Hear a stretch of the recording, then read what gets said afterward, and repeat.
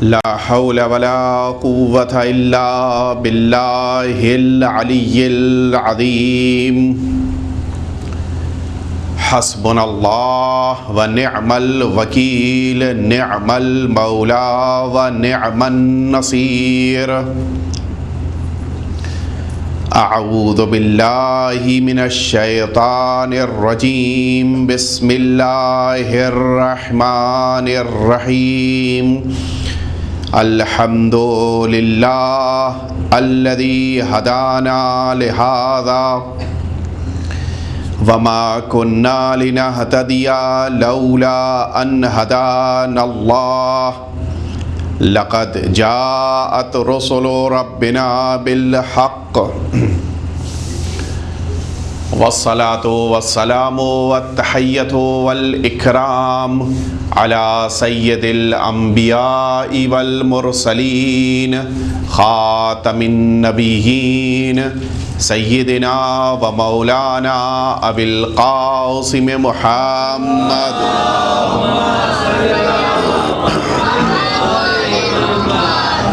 ثم الصلاة والسلام والتحية والإكرام على أهل بيته الأطيبين الأنجبين الذين أذهب الله عنهم الرجس وطهرهم تطهيرا اللهم صل لا سيما الإمام المبين بقية الله في الأرضين الكهف الحسين وغياث المضطر المستكين واللعنة الدائمة الباقية على أعدائهم أجمعين أما بعد فقد قال الله الحكيم في كتابه الكريم وهو أصدق الصادقين وقوله الحق اعدلوا هو اقرب للتقوى صلوات بھیج دیں ایک دفعہ مل جل کے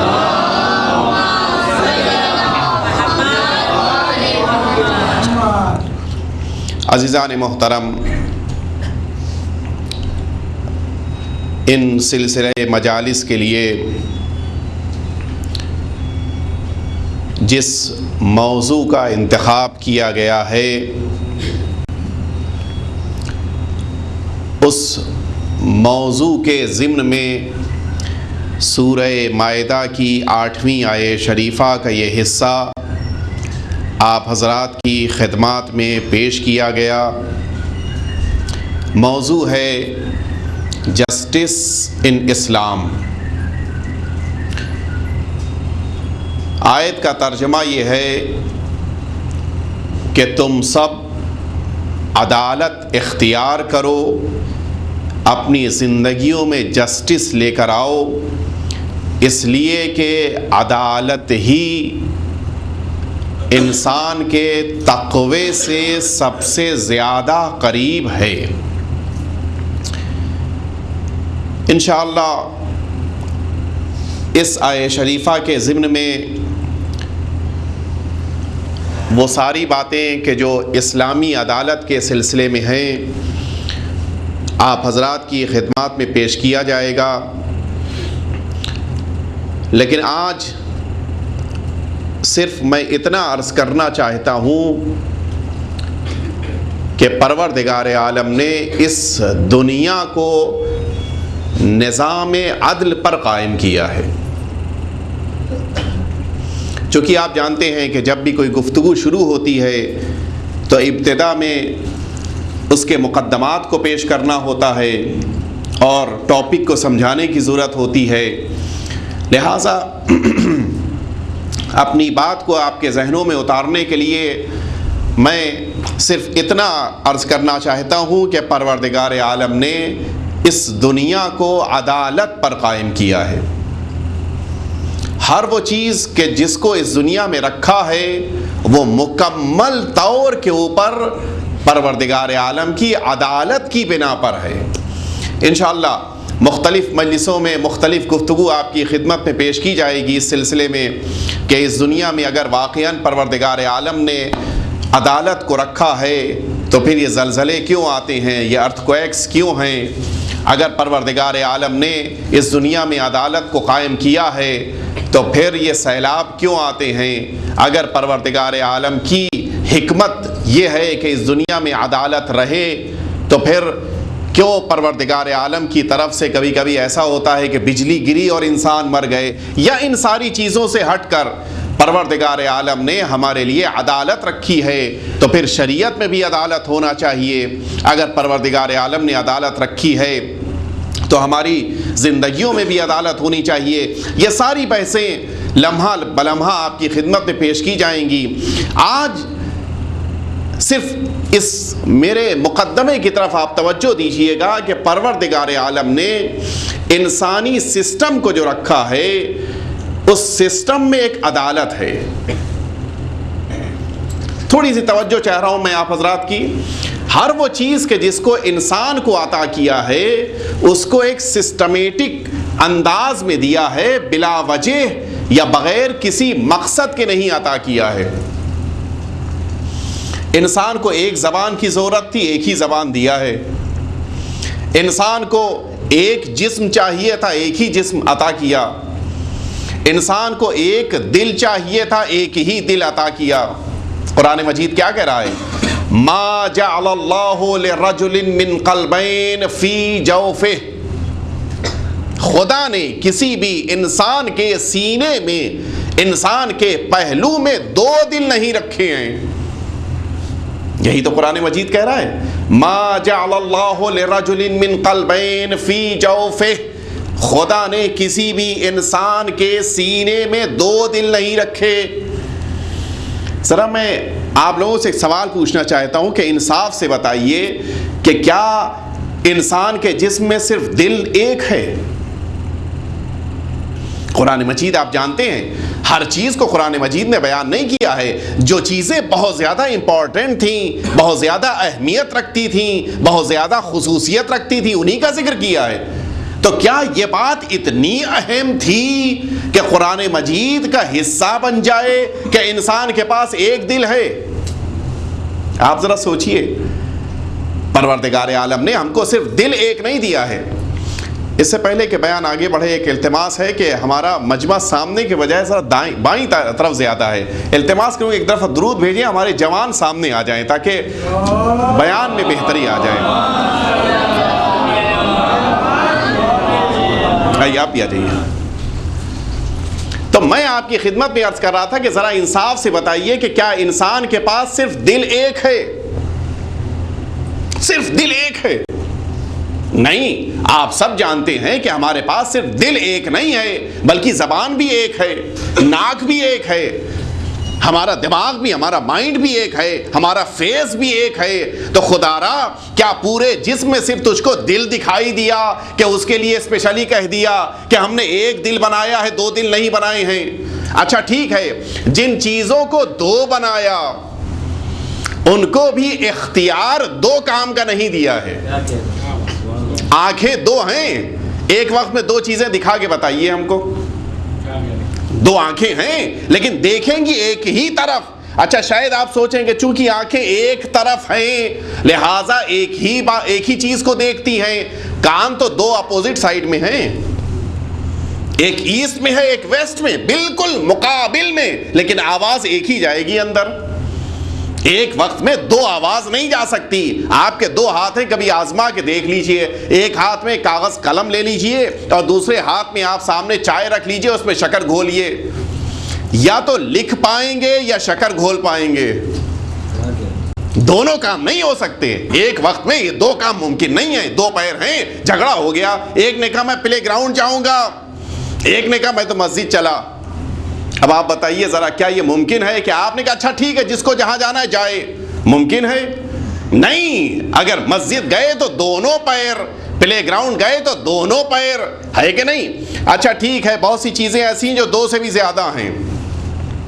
دانت کتنے ہیں؟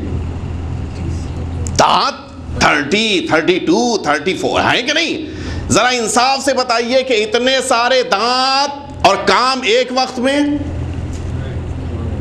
کبھی ایسا ہوا ہوگا آپ کھانا کھا رہے ہیں, اچانک آپ کے منہ کے اندر لقمے میں ہڈی آ گئی. کیا ہوا ایسا کہ رائٹ سائڈ نے لیفٹ سائڈ سے کہا اچھا ہڈی تم سنبھالو, گوشت ہم سنبھالتے ہیں؟ ہوا. رکیں گے تو سب, چلیں گے تو سب, یہی تو ہوتا ہے نا. سارے دانت کام ایک ساتھ کریں گے اور رکیں گے تو سارے دانت. یہ نہیں ہو سکتا رائٹ سائڈ والے کام کر رہے ہیں, لیفٹ سائڈ والے رکے ہوئے ہیں, نہیں. تو پروردگارا جن چیزوں کو ایک سے زیادہ بنایا تھا ان کو بھی ایک وقت میں ایک سے زیادہ کام کا اختیار نہیں دیا, ہے کہ نہیں؟ یہ ساری چیزیں ایک سے زیادہ ہونے کے باوجود کام کریں گی تو ایک ہی کام کریں گی. تو خدا را یہ اسپیشلی دل کا ذکر کیوں کیا؟ بقیہ چیزوں کا بھی تو ذکر ہو سکتا تھا. ناک کا ذکر ہو جاتا, زبان کا ذکر ہو جاتا, دماغ کا ذکر ہو جاتا, آنکھ کے لیے ذکر ہوتا کہ ہم نے دی 2 آنکھیں لیکن کام ایک کرنے کا اختیار دیا, کان 2 دیے لیکن ایک ہی وقت میں ایک آواز سننے کا اختیار دیا, 2 ہاتھ دیے لیکن کام ایک ہی کرنے کا اختیار دیا, ہے کہ نہیں؟ یہ ساری چیزیں نہیں. قرآن مجید کہتا ہے کہ ما جعل اللہ لرجل من قلبین فی جوفہ, خدا نے کسی بھی انسان کے سینے میں 2 دل نہیں بنائے. تو یہ 2 دل کے نہ بنانے کا سبب کیا ہے؟ اگر 2 ہو بھی جاتے تو آنکھیں 2 تھی کہ نہیں, کام ایک ہے. 2 دل ہوتے کام ایک ہوتا. کان 2 تھے, کام ایک ہے. اگر 2 دل ہوتے کام ایک ہی ہوتا. دانت 32 سے دل 32 ہو جاتے, کام ایک ہی ہوتا. یہ خدا را یہ اسپیشلی دل کا ذکر کیوں کیا؟ یہ سوال ہے کہ نہیں کہ جو ہر ایک کے ذہن میں اب پیدا ہو رہا ہے کہ خدا را اس قرآن مجید میں جب امپورٹنٹ باتوں ہی کا ذکر ہونا تھا, عام باتوں کا ذکر نہیں ہونا تھا, تو پھر اس کا ذکر بھی نہ کیا ہوتا, اس کی ضرورت ہی کیا تھی؟ ہے کہ نہیں یہ سوال؟ جواب سنیے, لیکن اتنی جلدی جواب تو نہیں دینے والے. اس جواب کے لیے ہم کو ایک مقدمے کی ضرورت ہے, ایک گفتگو کی ضرورت ہے کہ جب اس بات کو میں سمجھا لے جاؤں گا تب جواب خود بخود سمجھ میں آ جائے گا. دیکھیے پہلے ہم کو سمجھنا یہ ہے کہ دل کا رول کیا ہے, دل کا نقش کیا ہے. اگر یہ دل کا نقش سمجھ میں آ گیا تو خود بخود دل کے ایک ہونے کی مصلحت بھی سمجھ میں آ جائے گی. آپ ذرا سوچئے کہ پروردگار عالم نے انسانی جسم کے اندر ایک دل بنایا اور اس کائنات کے پاس بھی ایک دل ہے. آپ نے کبھی سوچا ہمارے پاس دل ہے, دھڑک رہا ہے, اس دنیا کے پاس بھی تو دل ہونا چاہیے. روایت کہتی ہے ہمارے اور آپ کے چھٹے امام جعفر صادق علیہ الصلوۃ والسلام مولا فرماتے ہیں کہ انا منزلۃ القلب من الجسد کمنزلۃ الامام من الناس. جس طرح سے انسانی جسم کے اندر دل ہوتا ہے اسی طرح سے اس کائنات کا دل اس کے زمانے کا امام ہوتا ہے. توجہ فرمائی, یعنی اس کے معنی یہ ہے کہ وہ سارے کام کہ جو انسان کے جسم کے اندر دل کر رہا ہے وہی سارے کام اس کائنات میں امام کر رہا ہے. اب بتائیے دل کا کام کیا ہے؟ اب سنیے, دل کے رول کو یہیں سے آپ محسوس کرتے جائیے, سمجھ میں آتا جائے گا کہ واقعاً اس کائنات کے لیے جو امام ہے وہ سارے کام کر رہا ہے. آپ ذرا انصاف سے بتائیے کہ آج رات میں اپنے بچوں سے کہوں گا ذرا سا آزمائیے گا, جب آپ سو جائیے اور ممکن ہو تو ذرا سوچئے گا کہ کیا کیا چیزیں سو رہی ہیں. ممکن ہے آپ سو رہے ہوں اور اس کے بعد یہ سوچ رہے ہوں کہ کیا کیا سو رہا ہے, ہو ہی نہیں سکتا. تو اس سے بہتر یہ ہے کہ آپ سو جائیے گا, کسی سے کہہ جائیے گا کہ ذرا صبح ہم کو بتانا کہ ہماری کیا کیا چیزیں سو رہی تھیں. آنکھ سو رہی تھی کہ نہیں سو رہی تھی؟ آنکھ سونے کے یہی تو نتیجہ ہے کہ آپ کی آنکھ سوتی رہتی ہے, آپ کے منہ, آپ کی زبان سو رہی تھی نہیں, آپ کا کان بھی سو رہا تھا. اسی لیے لوگ انتظار کرتے ہیں کہ فلاں صاحب سو جائیں تو غیبت شروع کریں. بھائی غیبت سوتے میں کیوں ہو رہی ہے؟ اس لیے کہ اگر سن لیں گے تو برا مان جائیں گے, لہٰذا سونے کا انتظار کرو. تو اس کے معنی یہ ہے کہ انسان سوتے وقت نہیں سنتا. یہی تو ہے نا, انسان کے ہاتھ بھی کام نہیں کرتے. شریعت کہتی ہے کہ اگر سوتے میں تمہارا ہاتھ لگ جائے, کوئی شیشے کا گلاس گر جائے, ٹوٹ جائے تو تم ذمہ دار ہو, لیکن اس عنوان سے نہیں کہ تم سے قصاص لیا جائے. شریعت کی نگاہ میں بھی تمہارا ہاتھ اس وقت کام نہیں کر رہا ہے, تمہارا پیر کام نہیں کر رہا ہے, تمہارا دماغ کام نہیں, ہر چیز سو رہی ہے. لیکن ذرا انصاف سے بتائیے کہ کیا واقعاً سب سو رہے ہیں؟ سب کچھ سو سکتے ہیں, لیکن وہ انسان کے پہلو میں موجود دل ہے کہ جو جاگ رہا ہے. اور اگر یہ سو جائے تو پھر سب سو جائیں گے۔ توجہ فرما رہے ہیں؟ یعنی اس کے معنی یہ ہے کہ اس کے زندہ رہنے سے سب کی زندگی ہے، اور اگر یہ مر جائے تو بقیہ زندہ بھی ہو تو مردہ شمار ہوں گے۔ بس سمجھ میں آیا کہ زمانے کے امام کی بھی یہی حیثیت ہے، وہ ہے تو سب ہیں، وہ نہ ہو تو کوئی نہ رہ جائے۔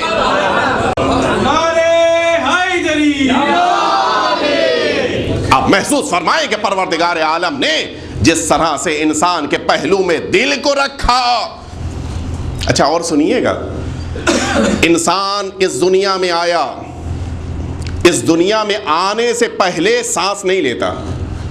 بچہ دنیا میں آنے سے پہلے سانس نہیں لیتا، اور اسی لیے جو بچے دنیا میں آنے کے بعد بھی سانس نہیں لیتے، کیا ہوتا ہے؟ نرس اس کو مار کے کہتی ہے سانس لو، وہ سانس لینے کی کوشش کر سانس لینا شروع کر دیتا ہے، لیکن یہ بچہ ماں کے پیٹ میں رہتے ہوئے سانس تو نہیں لیتا، دل دھڑکتا ہے کہ نہیں؟ دل کی دھڑکن ہی تو، ہارٹ بیٹ ہی تو دیکھی جاتی ہے۔ اور انسان جب مرتا ہے تو سب کچھ سو گئے، مر گئے، لیکن سب سے آخر میں جو چیز خاموش ہوتی ہے وہ اس کا دل ہے کہ نہیں؟ یعنی اس کے معنی یہ ہے کہ انسانی زندگی میں سو رہا ہے تب بھی ہارٹ بیٹ ہے، جاگ رہا ہے تب بھی ہارٹ بیٹ ہے، ماں کے پیٹ میں ہے تب بھی ہارٹ بیٹ ہے، مرنے کے وقت آخر میں ہارٹ بیٹ رک رہی ہے۔ اس کے معنی یہ ہے کہ انسانی جسم میں جس نے سب سے زیادہ کام کیا وہ انسان کا دل ہے، سب سے زیادہ کام کیا۔ یہ تو اس وقت بھی کام کر رہا تھا کہ جب انسان ماں کے پیٹ میں تھا، اور سب سے آخر میں یہ ٹھہرا۔ اس کے معنی یہ ہے کہ انسانی جسم میں ابتدا ہو رہی ہے تو دل سے ہو رہی ہے، اختتام ہو رہا ہے تو دل سے ہو رہا ہے۔ اب وہ زیارت جامعہ سمجھ میں آئی کہ ہم اہل بیت کو خطاب کر کے کہتے ہیں بکم فتح اللہ و بکم یختم، خدا نے آپ ہی سے کائنات کو شروع کیا ہے، آپ ہی پر کائنات ختم ہوگی۔ توجہ فرما رہے ہیں؟ اس کے معنی یہ ہے کہ کائنات کا آغاز بھی امامت سے ہو رہا ہے، کائنات کا انجام بھی امام ہی پر ہو رہا ہے۔ آپ واقعی محسوس کریں پروردگار عالم نے دل کو کیا خصوصیتیں دی ہیں۔ سنیں گے آپ نے دیکھا کہ ایک صاحب خدا نخواستہ بیمار ہو گئے، ہاسپٹل میں 3 دن 4 دن ایڈمٹ تھے، اس کے بعد واپس جب آ رہے ہیں تو ان کا پیر ان کا ساتھ نہیں دے رہا ہے، ذرا لڑکھڑا کے کمزور، سہارا لے کے 2-4 آدمیوں کو، بھئی کیا ہو گیا؟ کہا ملیریا کا اٹیک تھا، اتنا شدید تھا کہ اب چلا نہیں جا رہا ہے، پیر کمزور ہو گئے ہیں۔ آپ نے کہا اچھا ایک کام کیجئے، اب آپ گھر پہنچیے گا تو ذرا مقوی غذائیں کھائیے گا، طاقت دینے والے کھانے کھائیے گا۔ اچھا ٹھیک ہے، کھانے نہیں کھا پائیں گے، آپ ہضم نہیں کر پائیں گے، طاقت والی گولیاں کھائیے گا تاکہ پیر مضبوط ہو جائیں۔ آپ نے کہا بڑا اچھا نسخہ ہے، ہم گھر پہنچیں گے وہ چیزیں کہ جن میں مثلا انرجی ہوتی ہے، جن چیزوں سے طاقت ملتی ہے، ان کو پیروں کو کھلا دیں گے۔ پیر کمزور ہو گئے تھے، یہی تو ہوتا ہے نا، خدا نخواستہ اگر پیر میں چوٹ لگ جائے تو بینڈیج پیر میں بنتی ہے یا ہاتھ میں؟ پیر ہی میں تو بنتی ہے، جہاں کمزوری وہیں پر علاج۔ لیکن یہ تو عجیب نسخہ ہے، کمزور پیر ہوا تھا، کھا رہے ہیں منہ سے، ہے کہ نہیں؟ تعجب والی بات، انسان کا پیر کمزور ہو گیا تھا، گھٹنا کمزور ہو گیا تھا، ہاتھ کمزور ہو گئے تھے، بقیہ بدن کے اعضاء کمزور ہو گئے تھے، تو وہاں پر علاج ہونا چاہیے، یہ منہ سے کھا کر علاج کیسا؟ آپ ذرا سوچئے۔ اچھا ایک عجیب چیز ہے، آپ سارے بدن کا معائنہ کر لیجئے، ساری قوی چیزیں منہ سے گزر کر پیٹ تک پہنچتی ہیں، اور سب سے زیادہ کمزور پیٹ ہی ہے کہ نہیں؟ آپ اپنے پیر کے اوپر اپنے بچے کو بٹھا لیتے ہیں، لیکن پیٹ میں بیٹھتا ہے تو آپ پریشان ہو جاتے ہیں، اس لیے کہ پیٹ کمزور ہے۔ تو جو ساری طاقت کی چیزیں ہیں وہ جا رہی ہیں پیٹ تک، سب سے زیادہ مضبوط پیٹ کو ہونا چاہیے، لیکن یہ عجیب فلسفہ ہے کہ سب مضبوط ہیں لیکن پیٹ سب سے زیادہ کمزور ہے۔ خدا را یہ کیا ہو رہا ہے؟ بدن کو جس چیز کی ضرورت ہے اس کو وہیں پہنچانا چاہیے، یہ پیٹ میں جا کر وہاں تک کیسے پہنچے گی؟ تو پتہ یہ چلا کہ انسانی جسم کے اندر ساری چیزیں جاتی تو پیٹ تک ہیں، لیکن ایک چیز ہے کہ جو ان ساری چیزوں سے ضرورت والی چیزوں کو لے کر جہاں جہاں ضرورت ہو پہنچا دیتی ہے۔ توجہ فرما رہے ہیں؟ انسانی جسم کے اندر جہاں شوگر کی کمی ہو جائے وہاں ایک چیز ہے جو شوگر پہنچا دے، جہاں گلوکوز کم پڑ گیا وہاں پر گلوکوز پہنچا دیا، جہاں پر جس چیز کی ضرورت ہوئی اس چیز کو پہنچانے کی ذمہ داری پروردگار عالم نے دل کو دی ہے۔ غور نہیں فرمایا آپ نے؟ ساری ذمہ داری پروردگار عالم نے انسانی دل کو دی ہے۔ جس بدن کے حصے میں تم کمزوری دیکھو اور جتنی مقدار میں اس کو ضرورت ہو اتنی مقدار میں اس تک تم پہنچا دو، یہ ذمہ داری دل کی ہے۔ یعنی اس کے معنی یہ ہے کہ اگر دل نہ ہوتا تو ساری طاقت، ساری توانائی، ساری قوت پیٹ تک رہ جاتی، بدن کے کسی حصے تک نہ پہنچ پاتی۔ اب سمجھ میں آیا؟ دل کا ایک رول یہ بھی ہے کہ بدن کے مختلف حصوں تک ان چیزوں کو پہنچا دے کہ جن چیزوں کو اس کو ضرورت ہوتی ہے۔ اب سمجھ میں آیا جس طرح سے انسانی جسم کے اندر دل کا کام یہ ہے کہ نعمتوں کو دوسروں تک پہنچایا جائے، اسی طرح کائنات کے قلب کا عالم ہے، نعمتیں خدا سے لیتا ہے، جس کو ضرورت ہے پہنچاتا ہے۔ تم کو علم چاہیے، تم کو دولت چاہیے، تم کو شجاعت چاہیے ہے، آؤ امامت کے پاس، سب کچھ تم کو ملتا جائے گا۔ ایک دفعہ درود بھیج دیں محمد وآل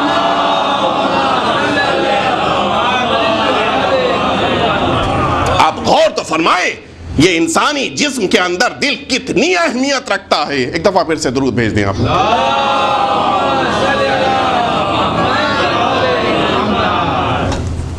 خداوند کریم نے یہ دل دیا ہے، کتنی اہمیت کا دل ہے یہ۔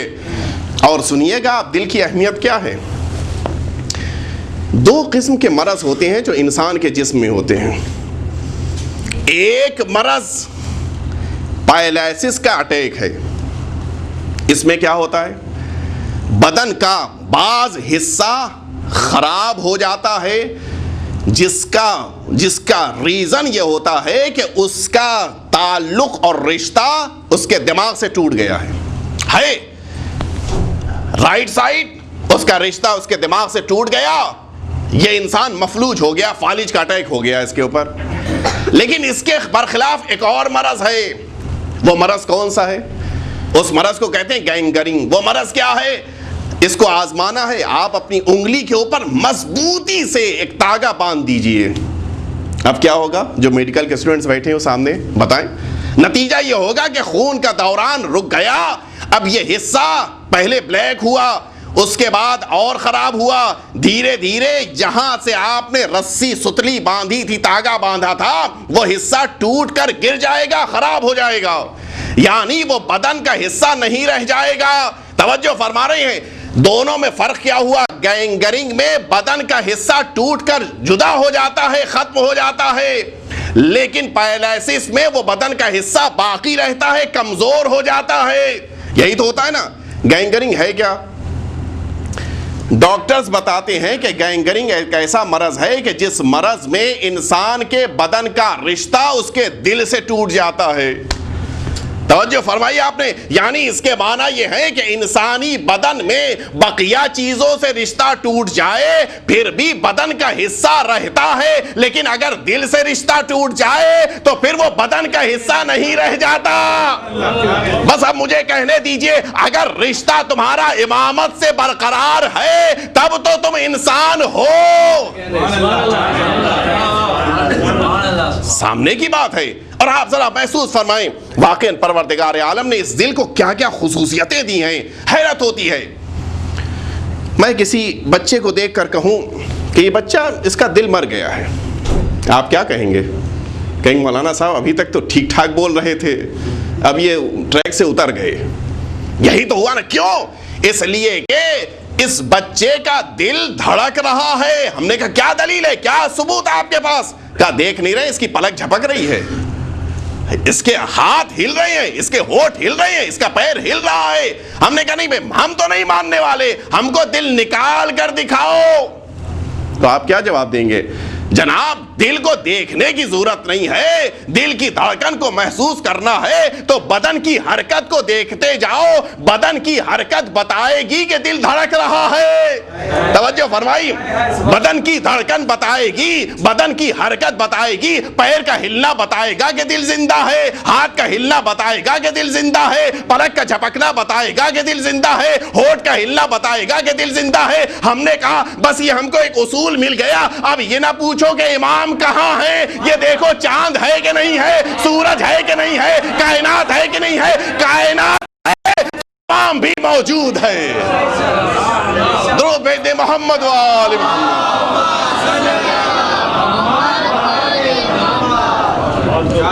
دیکھنے کی ضرورت نہیں ہے، اس کے آثار کے ذریعے سے محسوس کر لو۔ اگر یہ ساری چیزیں موجود ہیں تو پھر کائنات کے پاس اس کا دل موجود ہے۔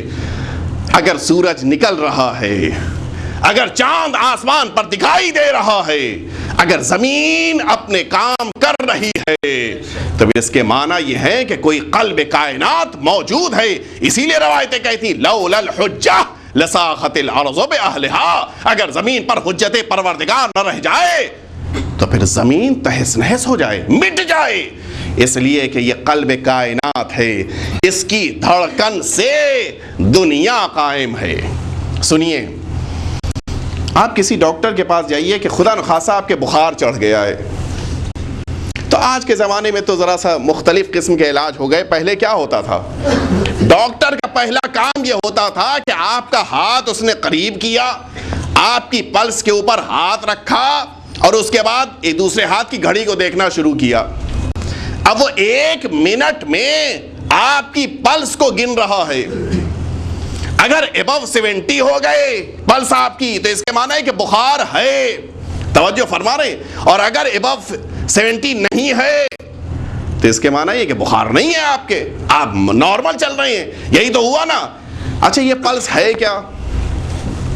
کبھی کسی نے سوچا یہ جو انسانی بدن میں 18-19 جگہوں کے اوپر پلس موجود ہے، کیا یہاں کے اوپر کوئی چیز دھڑک رہی ہے؟ بدن کے یہ مختلف جگہوں کے اوپر یہ جو پلس موجود ہے، یہاں پر کوئی دھڑکن نہیں ہے۔ تو پھر ڈاکٹر کیا ڈھونڈ رہا تھا؟ یہ ڈاکٹر کیا چیز ڈھونڈ رہا تھا؟ نہیں، یہاں پر کوئی دھڑکن والی چیز نہیں ہے، یہ وہ اسٹاپ ہے کہ جس اسٹاپ پر دل کی دھڑکن سنائی دیتی ہے۔ توجہ فرمایا، یہ پلس کوئی نئی چیز نہیں ہے، یہ وہ سینٹر ہے کہ جس سینٹر پر تم اگر پہنچ جاؤ تو تم کو دل کی دھڑکن سنائی دے گی۔ اس کے معنی یہ ہے کہ دل ایک ہوتا ہے، نمائندے بدن میں کئی جگہ ہوتے ہیں۔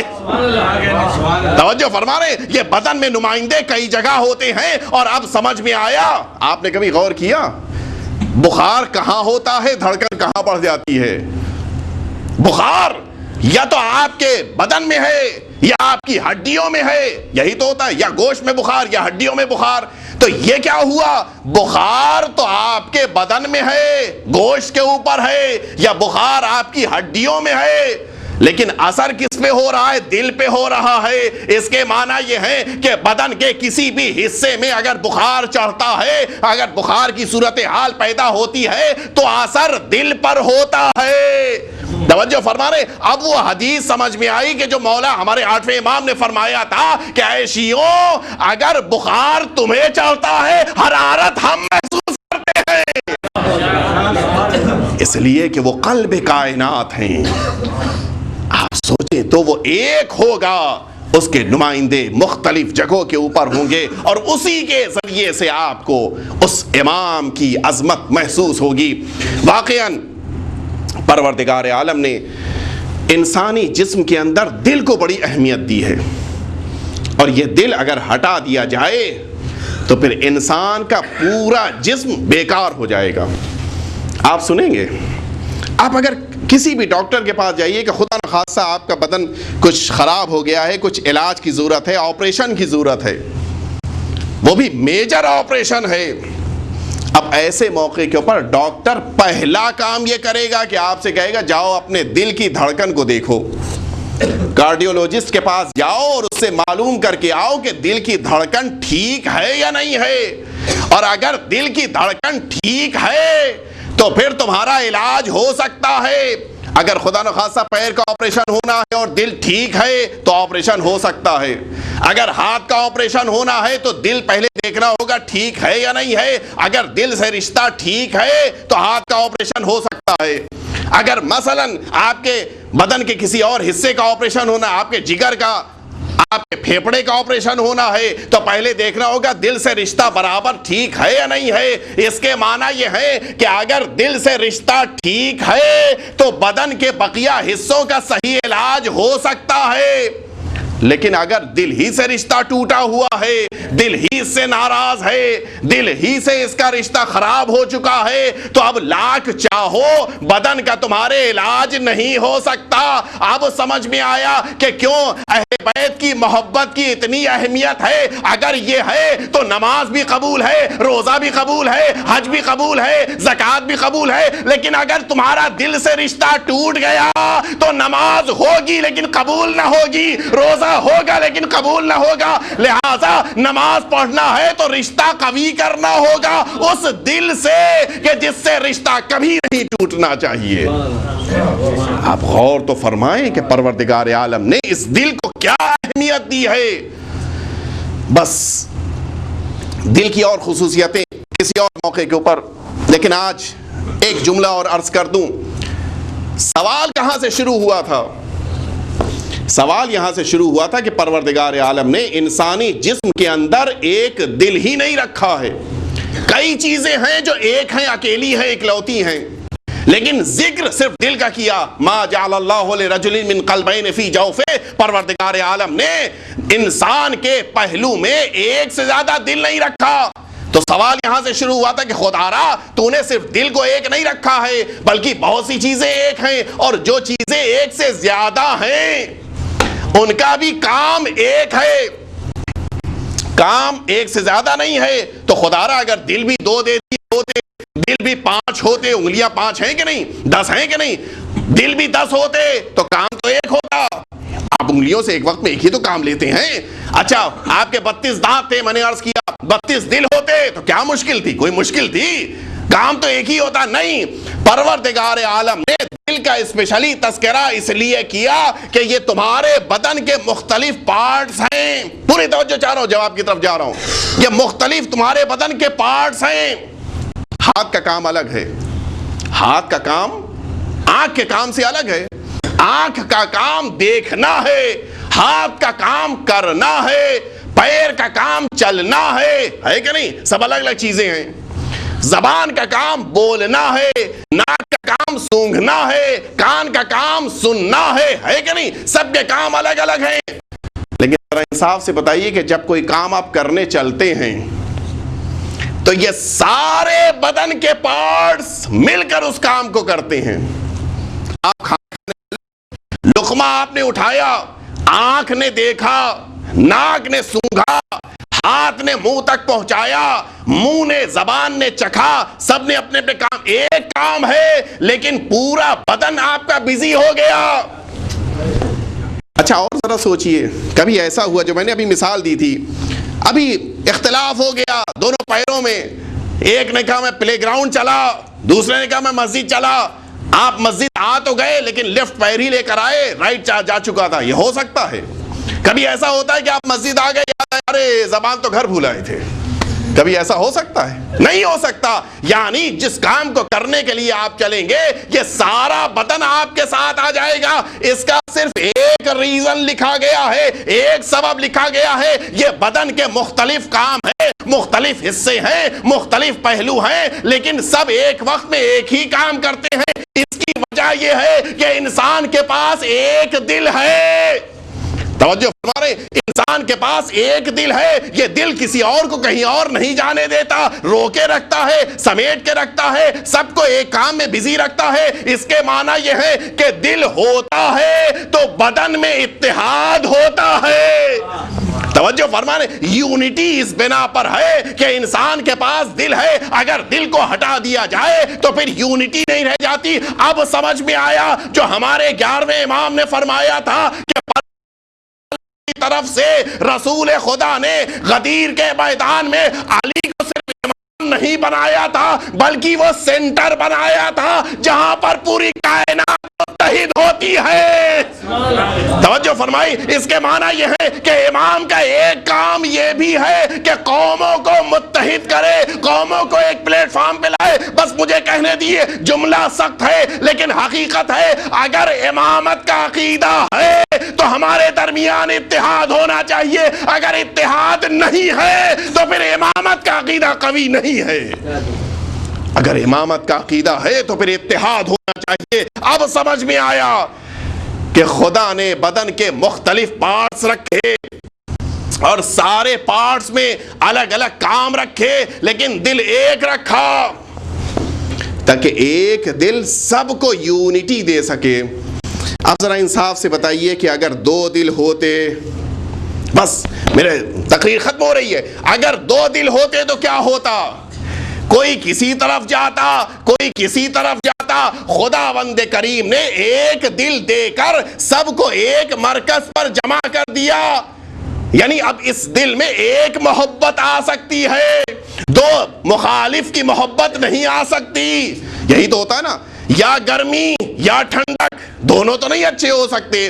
یہ تو نہیں ہو سکتا ہے کہ اچھائی بھی اچھی برائی بھی اچھی، یہ دونوں چیزیں جمع ہو سکتی۔ ایک دل ہے، اس ایک دل میں ایک محبت آئے گی، دو مخالف کی محبت نہیں آئے گی۔ بس مجھے جملہ کہنے دیئے، خدا نے ایک دل رکھا تھا اس بنا پر کہ اس میں ایک کی محبت آئے گی۔ یہ انسان کی حماقت ہے کہ جو سوچتا ہے حسین بھی رضی اللہ ہے، یزید بھی رضی اللہ ہے۔ اس لیے کہ پروردگار عالم نے ایک دل رکھا ہے، اس ایک دل میں یا حسین کو رضی اللہ کہہ لو یا پھر یزید کو رضی اللہ کہہ لو۔ اور افسوس یہ ہے کہ یہ وہ تصور کر رہا ہے کہ جو خود کہتا ہے کہ میں MBBS ہوں۔ افسوس تو یہی ہے، ایک عام انسان کہتا تو شاید سوچ بھی سکتے تھے، لیکن کہنے والا خود ڈاکٹر ہے، تعجب اس کی عقل کے اوپر ہے، اس لیے کہ خدا نے ایک دل بنایا ہے۔ اور یہی وجہ ہے کہ چونکہ انسان کا رشتہ اپنے امام سے مضبوط ہے، لہذا اب کہنا نہیں پڑتا۔ آج آپ نے اپنے بچوں سے کہا نہیں ہے کہ تم کالے لباس پہن کر آؤ، آج خود آپ کا دل کہہ رہا تھا کہ لال لباس نہیں پہنے جائیں گے۔ آج خود خواتین کے دل میں یہ تصور آ گیا کہ اب آج کے بعد چوڑیاں نہیں۔ کیوں؟ اس لیے کہ ان کا رشتہ اپنے امام سے مضبوط ہے۔ جس کو جتنا تعلق ہوتا ہے اتنا ہی زیادہ اس کے اوپر اہل بیت اطہار کے مصائب کا اثر ہوتا ہے۔ آپ خود دیکھیے، جس گھر میں کوئی میت ہو جاتی ہے نتیجہ کیا ہوتا ہے؟ ماں سب سے زیادہ غمزدہ، بھائی غمزدہ ہے لیکن ماں سے کم، بقیہ گھر والے اس کے کزنز غمزدہ ہیں لیکن سگے بھائی سے کم، محلے والے غمزدہ ہیں، دوست غمزدہ ہیں لیکن گھر والوں سے کم، شہر والے غمزدہ ہیں محلے والوں سے کم، ملک والے غمزدہ ہیں لیکن شہر والوں سے کم، ہر ایک دوسرے سے کم غمزدہ ہے۔ تو یہ ماں زیادہ غمزدہ کیوں ہے؟ یہ بھائی دوسروں سے زیادہ غمزدہ کیوں ہے؟ اس لیے کہ اس کا رشتہ اس مرحوم سے زیادہ قوی تھا۔ اب جس کا رشتہ حسین سے جتنا قوی ہوتا ہے وہ اتنا ہی زیادہ غمزدہ ہوتا ہے۔ اور آپ سنیں گے، ہم اور آپ کیا حسین کا ماتم کریں گے؟ اس حسین کی بیٹی کے دل سے پوچھئے کہ جو بیٹی اپنے باپ کو مدینے سے رخصت کر رہی ہے۔ بس میں کچھ جملے مصائب کے پڑھوں گا، جب بھی ذہن میں تصور پیدا ہو جائے گریہ کیجئے گا۔ سرکار سید الشہداء مدینے سے نکل رہے ہیں۔ دیکھیں بچوں کی ایک مینٹلٹی ہوتی ہے، بچے یہ کوشش کرتے ہیں کہ پردیس جانے والا یا تو اکیلا جائے یا پھر سب کو لے کر جائے، لیکن اگر وہ بچہ یہ دیکھ رہا ہے کہ ماں بھی جا رہی ہے، بھائی بہن بھی جا رہے ہیں، بقیہ خاندان والے بھی جا رہے ہیں، تو پھر اس بچے کو سکون نہیں ملتا۔ کوئی صغرا کے دل سے پوچھے، ارے ماں ہے تو باپ کے ساتھ جا رہی ہے، بھائی بہن ہے وہ بھی رخصت ہو رہے ہیں، حتیٰ وہ 6 مہینے کا بھائی کہ جو ابھی رجب میں دنیا میں آیا تھا، جو ابھی 20 دن کا ہے، وہ بچہ بھی رخصت ہو رہا ہے۔ صغرا بے چین ہے، بار بار اپنا شکوہ بیان کر رہی ہیں، لیکن عجیب جملے ملتے ہیں۔ سرکار سید الشہداء اپنی بیٹی کے قریب نہیں آ رہے ہیں۔ ارے اگر بیٹی نے کہہ دیا بابا مجھے بھی مدینے سے لے کر چلیے تو حسین کیا جواب دیں گے؟ ہاں داروں، سرکار سید الشہداء سب کو رخصت کر چکے، اب جو آپ اپنے بیت الشرف سے باہر نکلے، بس عزاداروں 2 جملے ہیں، ان کو جب بھی ذہن میں تصور کیجئے گا، گریا کر لیجئے گا۔ حسین جیسے ہی اپنے بیت الشرف سے باہر نکلے، حسین نے باہر نکلنے کے بعد اپنے بھائی کی طرف دیکھا اور اس کے بعد فرماتے ہیں یا اخی عباس قدم جوادی، اے میرے بھائی عباس، ارے میرے گھوڑے کو لے کر آؤ۔ ارے یہ حسین ہیں جو مدینے سے نکل رہے ہیں۔ میں کہوں گا آقا ارے مدینے میں فرمایا تھا قدم جوادی، ارے میرے گھوڑے کو لے کر آؤ، لیکن ایک آواز اور سنائی دی۔ اب جب حسین خیمے سے رخصت ہو کر نکلے، آواز دیتے ہیں من یقدم جوادی، ارے اب میرا گھوڑا لے کر کون آئے گا؟ عباس نہر فرات پر سو گئے، علی اکبر میدان میں سو گئے، ارے قاسم بھی پامال سمے اسپا ہو گئے۔ ارے حسین اب فرما رہے ہیں من یقدم جوادی، ارے میرے گھوڑے کو کون لائے گا؟ لیکن ہاں اب جو خیمے کا پردہ ہٹا، ارے چاہنے والی بہن باہر نکلی، اے بھیا ارے اب زینب تمہیں ذوالجناح پر سوار کرے گی۔ نہ جانے ماں بیٹی میں کیا معاہدہ ہوا، ارے بہن نے ذوالجناح پر سوار کیا اور ماں نے ذوالجناح سے زمین پر آتے حسین کو اپنی آغوش میں پناہ دے لیا۔ لعنت اللہ علی القوم الظالمین۔ وَسَيَعْلَمُ الَّذِينَ ظَلَمُوا أَيَّ مُنْقَلَبٍ يَنْقَلِبُونَ۔ الہی بحق الزہرا وابیہا وبعلہا وبنیہا والسر المستودع فیہا، خداوندہ اس مہینے میں، اس ماہ محرم میں ہم سب کو امام حسین کا حقیقی عزادار قرار دینا۔ خدا را ہم سب کی عزاداری کو قبول فرما لینا۔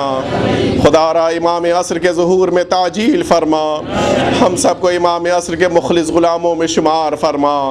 خدا را جو بیمار ہے امام عصر کے صدقے میں انہیں شفائے کامل عنایت فرما۔ خدا را جو عزادار امام حسین کی خدمت کر رہے ہیں ان سب کی توفیقات میں اضافہ فرما۔ خدا را جو مبلغین جہاں کہیں بھی امام حسین کی خدمت کر رہے ہیں ان سب کی توفیقات میں بھی اضافہ فرما۔ خدا را ہم کو اور ہماری نسلوں کو امام حسین کا عزادار قرار دینا۔ خدا را ان آنسوؤں کو ہماری آخرت کا ذخیرہ قرار دینا۔ ربنا تقبل منا انک انت السمیع العلیم۔ لا حول ولا قوة الا باللہ العلی العظیم۔ حسبنا اللہ ونعم الوکیل، نعم المولا ونعم النصیر۔ اعوذ باللہ من الشیطان الرجیم، بسم اللہ الرحمن الرحیم۔ الحمد للہ الذی ہدانا لہذا وما كنا لنهتدي لولا ان هدانا الله لقد جاءت رسل ربنا بالحق والصلاة والسلام والتحية والإكرام على سيد الأنبياء والمرسلين خاتم النبيين سیدنا و مولانا ابی القاسم محمد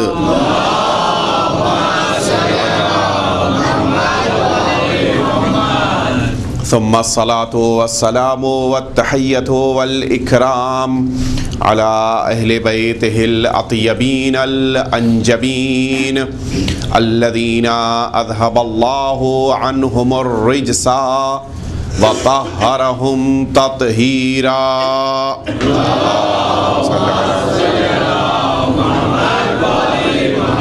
لا سيما الإمام المبين بقية الله في الأرضين الكهف الحسين وغياث المضطر المستكين واللعنة الدائمة الباقية على أعدائهم أجمعين من الآن إلى قيام يوم الدين.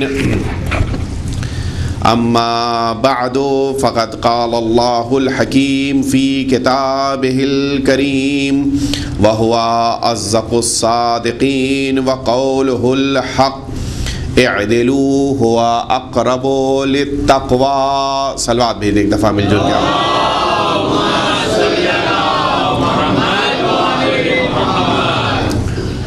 عزیزان محترم، سورہ مائدہ کی 8ویں آیت شریفہ کا یہ حصہ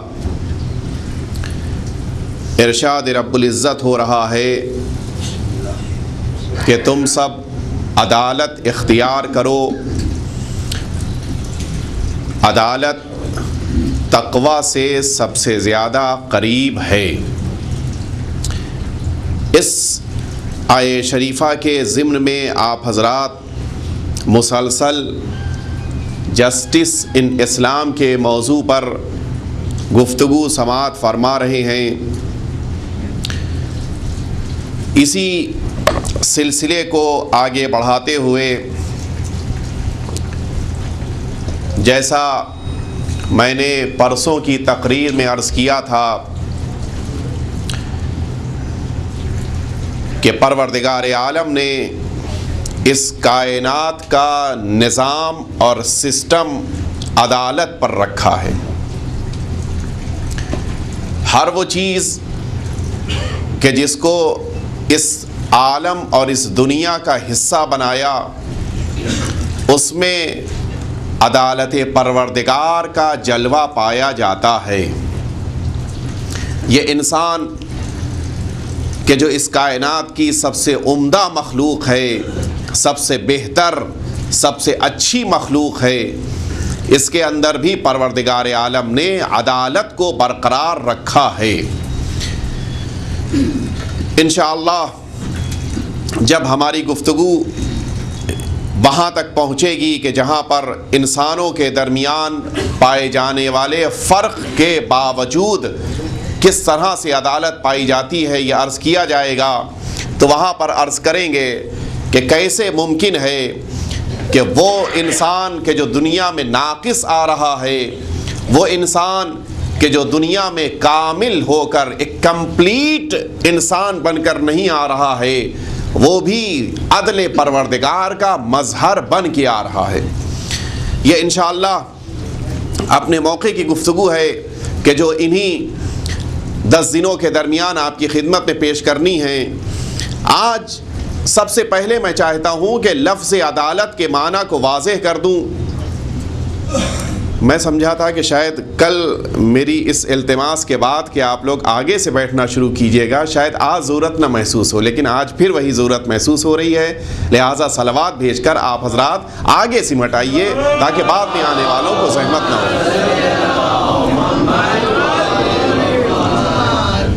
بزرگوں کا مقام اور ان کی جگہ یہ ہے کہ وہ دیوار کے قریب بیٹھے ہیں، لیکن بہرحال جوان تو جوان ہوتا ہے، اس کی جوانی کا تقاضا یہ ہے کہ وہ تھوڑا سا اور آگے سمٹائے، بزرگوں کو دیوار دے دے، خود بیچ میں آ جائے. بیچ میں جگہ خالی ہے، آپ لوگ صلوات بھیجیے، آگے آ جائیے.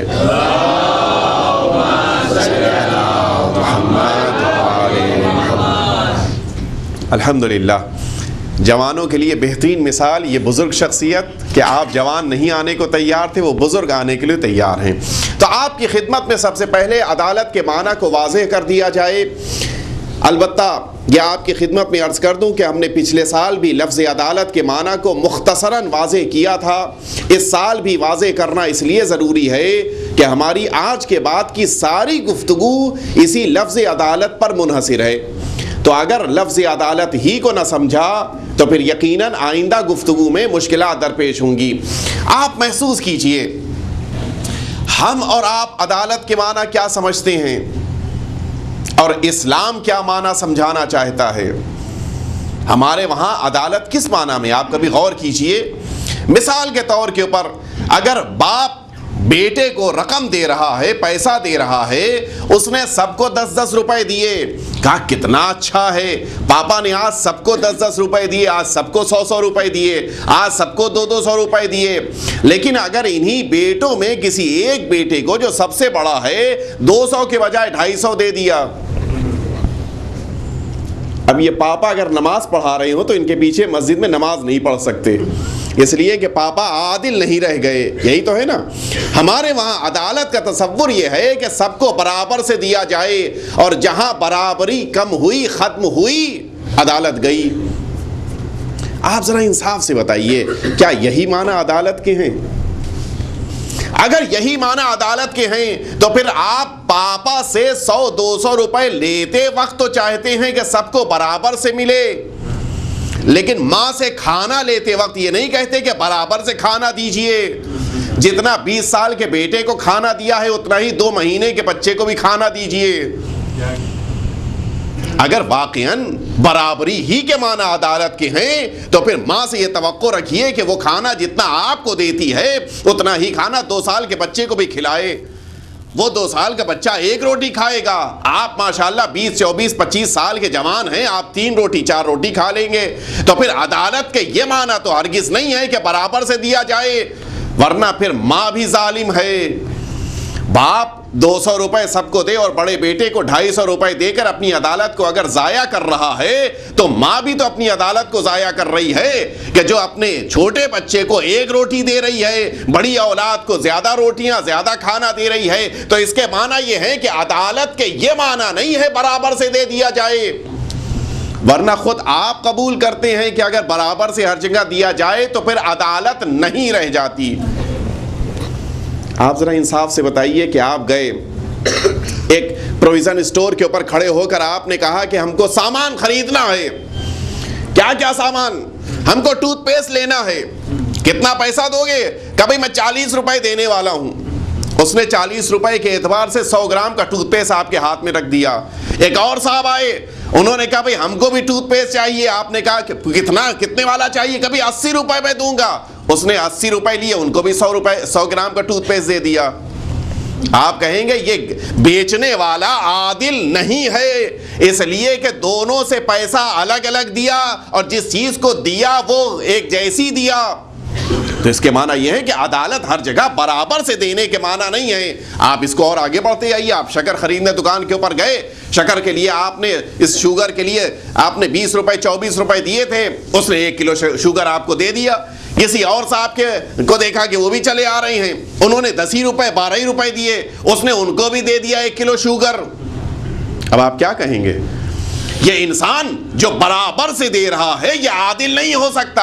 تو اس کے معنی یہ ہے کہ جہاں پر ہمارا فائدہ ہو رہا تھا وہاں پر تو باپ کی عدالت ساقط کرنے پر تیار ہو گئے، اس لیے کہ بھائی سب کو برابر سے دو، تم کسی کو زیادہ کسی کو کم نہیں دے سکتے.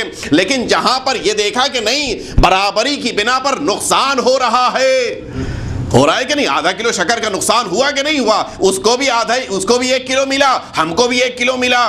تو بھئی جب دیکھا کہ ہماری شکر کا نقصان ہو رہا ہے تو اب یہ برابری خراب لگنے لگی.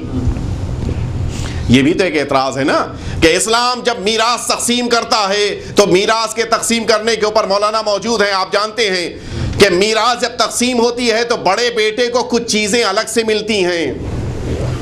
سب سے بڑے بیٹے کو الگ سے ملتی نہیں. انگوٹھی باپ کی بیٹے کو ملے گی جو بڑا بیٹا ہے، چھڑی اگر باپ چھوڑ کر گیا ہے تو بڑے بیٹے کو ملے گی. وہ اختصاصی اور خصوصی چیزیں جو خصوصی لباس باپ پہنتا تھا وہ بڑے بیٹے ہی کو ملے گی. اب وہ چھوٹے صاحبزادے اینٹ گئے، انگوٹھی بڑی قیمتی ہے وہ تو ہم لے کے رہیں گے. آپ ہے ایسا ہوتا ہے کہ نہیں ہوتا ہے؟ چھڑی بڑی قیمتی تھی، مصر سے منگوائی تھی انہوں نے، عمدہ قسم کی لکڑی کی تھی، ہم کو چاہیے، نہیں آپ کو نہیں مل سکتی، اس لیے کہ اسلام نے صرف چھڑی اور انگوٹھی دی ہے، لیا اس سے زیادہ ہے۔ آپ نے میرے جملوں پہ غور نہیں کیا۔ اسلام نے یہی تو کہا نا کہ بڑے بیٹے کو چھڑی دے دو، بڑے بیٹے کو انگوٹھی دے دو، لیکن اس کے مقابل یہ بھی کہہ دیا کہ باپ کی چھوٹی ہوئی نمازیں بھی واجب ہیں، باپ کے چھوٹے روزے بھی واجب ہیں، باپ کا حج بھی واجب ہے۔ اس کے معنی یہ ہے دیا زیادہ ہے تو لیا بھی زیادہ ہے کہ نہیں؟ تو اب یہ نہ کہیے کہ ہم اگر چھوٹے ہو گئے تو کیا ہم نے جرم کیا، ہم دیر سے دنیا میں آئے تو کیا ہماری کوئی تقصیر تھی؟ نہیں، مسئلہ تقصیر کا نہیں ہے، مسئلہ یہ ہے کہ اگر اسلام کچھ اضافی دیتا ہے تو پھر کچھ اضافی لیتا بھی ہے، اور یہ فلسفی ہر جگہ ہے۔ بیچ میں رک کے بات عرض کروں، یہ فلسفی ہر جگہ ہے۔ اسلام نے، پروردگار عالم نے آپ کو انسان بنایا، تو اب آپ کا حساب کتاب اینیمل سے ایسا نہیں ہوگا، یہی تو ہے نا، اس لیے کہ آپ کو اشرف مخلوقات بنایا، اب ان مخلوقات کے درمیان بھی آپ کو مسلمان بنایا، تو اب یہ نہ کہیے کہ ہمارا حساب کتاب کافروں جیسا ہو جائے، نہیں، آپ کا حساب کتاب اور سخت ہو جائے گا۔ اچھا ٹھیک ہے، مسلمان تو بہت سے تھے، آپ کے لیے پروردگار عالم نے اسپیشلٹی یہ رکھی کہ آپ کو صاحب ایمان بھی بنا دیا۔ اب یہ نہ کہیے ہمارا حساب مسلمانوں جیسا ہو لیکن جنت دوسروں جیسی مل جائے، نہیں، اگر اسپیشلٹی ہے تو اس کے لیے آپ کا حساب کتاب بھی اچھا ٹھیک ہے۔ پروردگار عالم صرف آپ کو شیعہ بنا دیتا نہیں، پروردگار عالم نے آپ کو اثنا عشری بنایا، تو پھر اس کے معنی یہ ہے کہ سب کچھ ایک کلاس کا، اثنا عشری کے یہی تو معنی ہوئے، سب کچھ ایک کلاس کا، نبی ایک کلاس کا، کتاب ایک کلاس کی، اہل بیت ایک کلاس کے، ائمہ ایک کلاس کے، سب کچھ ایک کلاس کا، تو پھر حساب کتاب بھی ایک کلاس کا ہوگا، اس کے لیے تیار ہو جائیے۔ اس لیے کہ جب ساری چیزیں ایک کلاس کی ہوتی ہیں تو پھر حساب کتاب بھی ایک کلاس کا ہوتا ہے۔ اسلام جو معنی عدالت کے بیان کر رہا ہے وہ کچھ اور ہیں، ہم نے کچھ اور سمجھا۔ ہم یہ سمجھ رہے تھے کہ عدالت کے معنی یہ ہیں کہ سب کو برابر سے دے دیا جائے، جبکہ اسلام یہ نہیں کہتا۔ اسلام نے جو عدالت کی تعریف کی ہے وہ سنیے، اور اسی پر ساری آج سے گفتگو ہوگی۔ اسلام نے عدالت کی تعریف یہ پیش کی ہے کہ دو تعریفیں ہیں، کہ جن دو تعریفوں کو آج جمع کر کے خلاصہ آپ کی خدمت میں پیش کرنا ہے۔ ایک تعریف یہ ہے کہ اعطاء کل ذی حق حقہ، ہر صاحب حق کو اس کا حق اگر دے دیا جائے تو یہ عدالت ہے۔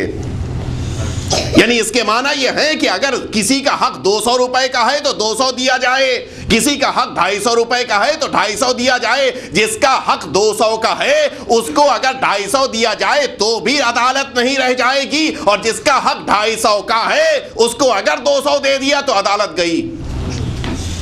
یعنی اس کے معنی یہ ہے کہ برابری کا مسئلہ نہیں ہے، ماں یہی تو کرتی ہے، روٹی پکانے کے بعد اب برابر سے بیٹھے ہوئے بچوں میں دے نہیں دیتی، دو تمہاری دو تمہاری دو، نہیں، یہ نہیں کرتی، بلکہ تم 2 سال کے ہو 1 روٹی لے لو، تم 20 سال کے ہو تم 3 روٹی لے لو، تم مثلا اور زیادہ کھانے والے ہو تم 4 روٹی لے لو۔ تو یہ جو ماں کام کرتی ہے اسی کا نام عدالت ہے، جس کا جو حق ہے وہ حق اس کو دے دیا جائے، اسی کو کہتے ہیں عدالت۔ ایک اور اسلام نے تعریف پیش کی ہے، وہ اسلام کی تعریف یہ ہے کہ نہ صرف یہ کہ ہر ایک کو اس کا حق دے دیا جائے، بلکہ وضع کل شیء فی محلہ، ہر چیز کو اس کی ایکچوئل جگہ کے اوپر رکھنا، جس کی جو جگہ ہے۔ اگر کسی کی جگہ دیوار ہے تو پھر دیوار اس کو مل جانی چاہیے، کسی کی جگہ جو ہے دیوار نہیں ہے تو اس کو بیچ میں بیٹھ جانا چاہیے، یعنی ہر چیز کی جو ایکچوئل پلیس اس کا ہے اگر اس کو دے دیا جائے تو پھر یہ عین عدالت ہے۔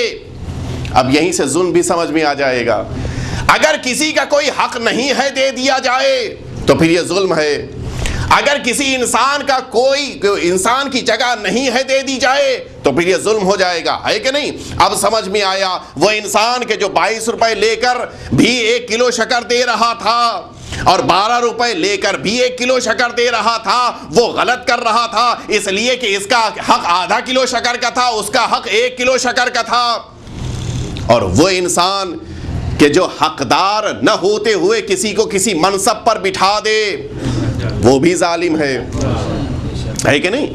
ذرا انصاف سے بتائیے، ہم اور آپ تو اتنا سمجھتے ہیں کہ ممبر کے اوپر کسی ایسے کو نہ بٹھا دو جو پڑھا لکھا نہ ہو، مصلی کے اوپر کسی ایسے کو نہ کھڑا کر دو جو پڑھا لکھا نہ، یہی تو ہے نا؟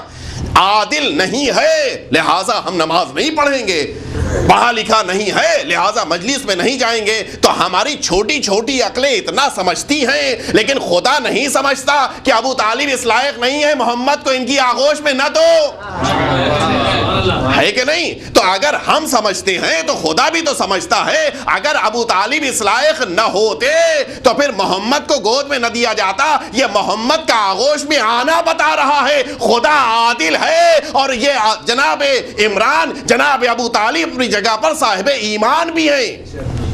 ورنہ پروردگار عالم محمد جیسی شخصیت کو کہ جن کو اس پوری کائنات کو تبدیل کرنا تھا وہ جناب ابو طالب کی آغوش میں نہ دیتا.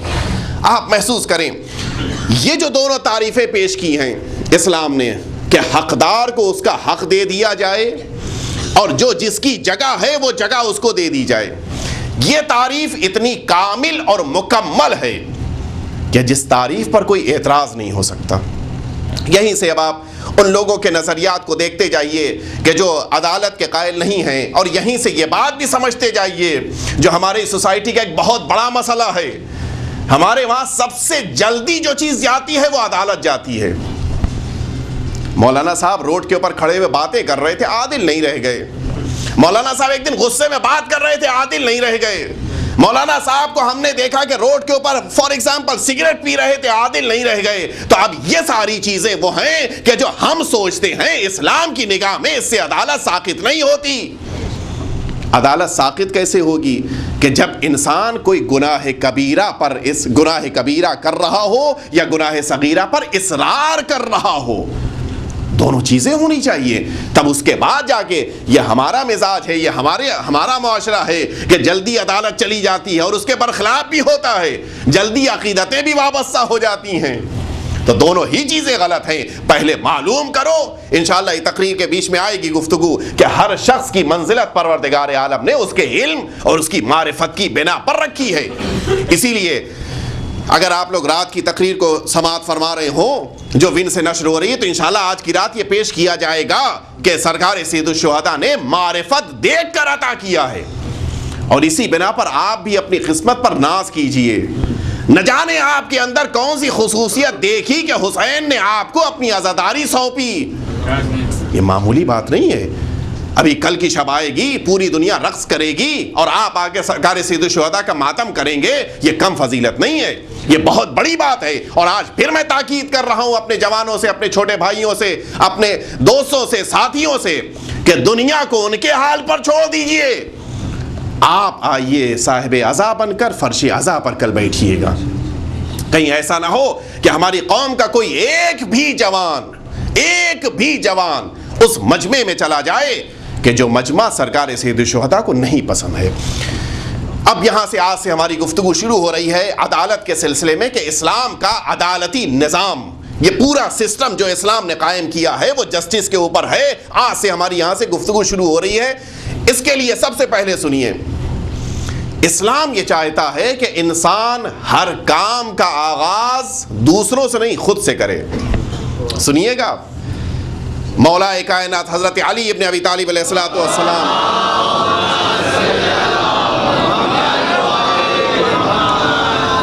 مولا فرماتے ہیں کہ من نصب نفسہ للناس اماما فلیبدأ بنفسہ قبل تعذیب غیرہ. جس انسان نے دوسروں کے لیے خود کو نمونہ عمل بنایا وہ دوسروں سے پہلے اپنے سے شروعات کرے. اور ہمارے وہاں کیا ہوتا ہے، کوئی پولیٹیکل لیڈر ہے وہ باتیں بڑی اچھی اچھی کرے گا لیکن اس کی پرسنل لائف میں نہ جھانک کے دیکھیے گا، نہیں تو اس کی ساری شخصیت ختم ہو جائے گی. ہوتا ہے کہ نہیں ہوتا ہے؟ کیوں؟ اس لیے کہ اس کی زبان اچھی ہے، اس کا عمل اچھا نہیں ہے. مولا کیا فرما رہے؟ من نصب نفسہ للناس اماما فلیبدأ بتعذیب نفسہ قبل تعذیب غیرہ. دوسروں سے پہلے وہ خود سے شروع کرے. باتیں کر لینا اچھی طرح سے یہ ہر ایک کو آتا ہے، لیکن اپنے سے آغاز کرے، یہ مولا فرما رہے ہیں۔ تو سب سے پہلا کام کیا کرنا ہے؟ اگر عدالت کو لے کر آنا ہے، اسلام کے عدالتی سسٹم کو سمجھنا ہے، تو پہلے ہم کو خود سے شروع کرنا ہوگا۔ ساری مشکلات یہیں سے تو ہوتی ہیں، سارے جھگڑے دنیا کے آپ دیکھ لیے کیوں ہوتے ہیں؟ اس بنا پر ہوتے ہیں کہ ہم کو سامنے والے میں برائیاں بہت دکھتی ہیں۔ اچھے خاصے دوست سے اچانک دشمنی ہو گئی، کیوں؟ اس لیے کہ وہ دوست خائن ہے، خیانت کرتا ہے۔ دوستیاں ختم ہو گئیں، کیوں؟ اس لیے کہ دو جھوٹ بولتا ہے۔ دوستیاں ختم ہو گئیں، کیوں؟ اس لیے کہ وہ مال نہیں خرچ کرتا۔ یہ سب ہوتا ہے کہ نہیں ہوتا ہے؟ لیکن اگر یہی انسان اپنا محاسبہ کرے، کیا ہوگا؟ کون انسان ہے کہ جو ایسا جھوٹ نہیں بولتا؟ کون ایسا انسان ہے کہ جس نے دوسرے کو دھوکہ نہیں دیا؟ نہیں، انسان اگر اپنے نفس کی اصلاح کرنا شروع کرے تو پھر دوسرے نہیں، خود اپنے نفس کو برا سمجھنے لگے گا۔ اسی لیے تو کہا جاتا ہے نا کہ وہ انگلی جو دوسروں کی طرف اٹھ رہی ہے وہ ایک انگلی ہے، لیکن وہ انگلیاں کہ جو خود انسان کی طرف رہ گئی ہیں وہ 4 عدد ہیں یا 3 عدد ہیں، یعنی انسانوں کی بنسبت 3 برابر خود انسان خراب ہے۔ یہی تو ہوا نا؟ تو انسان دوسروں سے پہلے اپنے سے شروع کرے، یہ ہماری اور آپ کی سب کی ذمہ داری ہے۔ دیکھیے اسلام کیا کہتا ہے؟ ہمارے پاس پروردگار عالم نے ہم کو جو بنائے، لفظ ہم یا لفظ میں یا آئی جو یوز کیا جاتا ہے، اس میں 2 چیزیں شامل ہیں، ایک میرا نفس، ایک میرا جسم۔ یہ ہمارا جسم ایک الگ دنیا ہے، ہمارا نفس اور ہماری روح یہ ایک الگ دنیا ہے۔ البتہ پروردگار عالم کا یہ احسان ہے کہ ان دونوں کو یکجا کر دیا ہے، اور جب چاہے گا ان دونوں کو پھر جدا کر دے گا۔ آج روح اور جسم ایک ساتھ ہیں، جس دن یہ دونوں ایک دوسرے سے علیحدہ ہو گئے تو پھر روح ہی رہ جائے گی، جسم اس کا فائدہ نہیں اس کو پہنچانے والا۔ تو یہ جسم اور یہ روح، ان دونوں کے ساتھ خدا نے عدالت قائم رکھنے کے لیے حکم دیا ہے، جسم کے ساتھ بھی، روح کے ساتھ بھی۔ پوری توجہ سے آج سے ہماری گفتگو آپ حضرات ملاحظہ فرمائیے گا۔ ہم کو اپنی روح کے ساتھ بھی عدالت اختیار کرنا ہے۔ السلام علیکم، مولانا آگے تشریف لے آئیے، آئیے ادھر تشریف لے آئیے، ایک دفعہ درود بھیج دیں آپ حضرات، آپ بھی آگے آئیے۔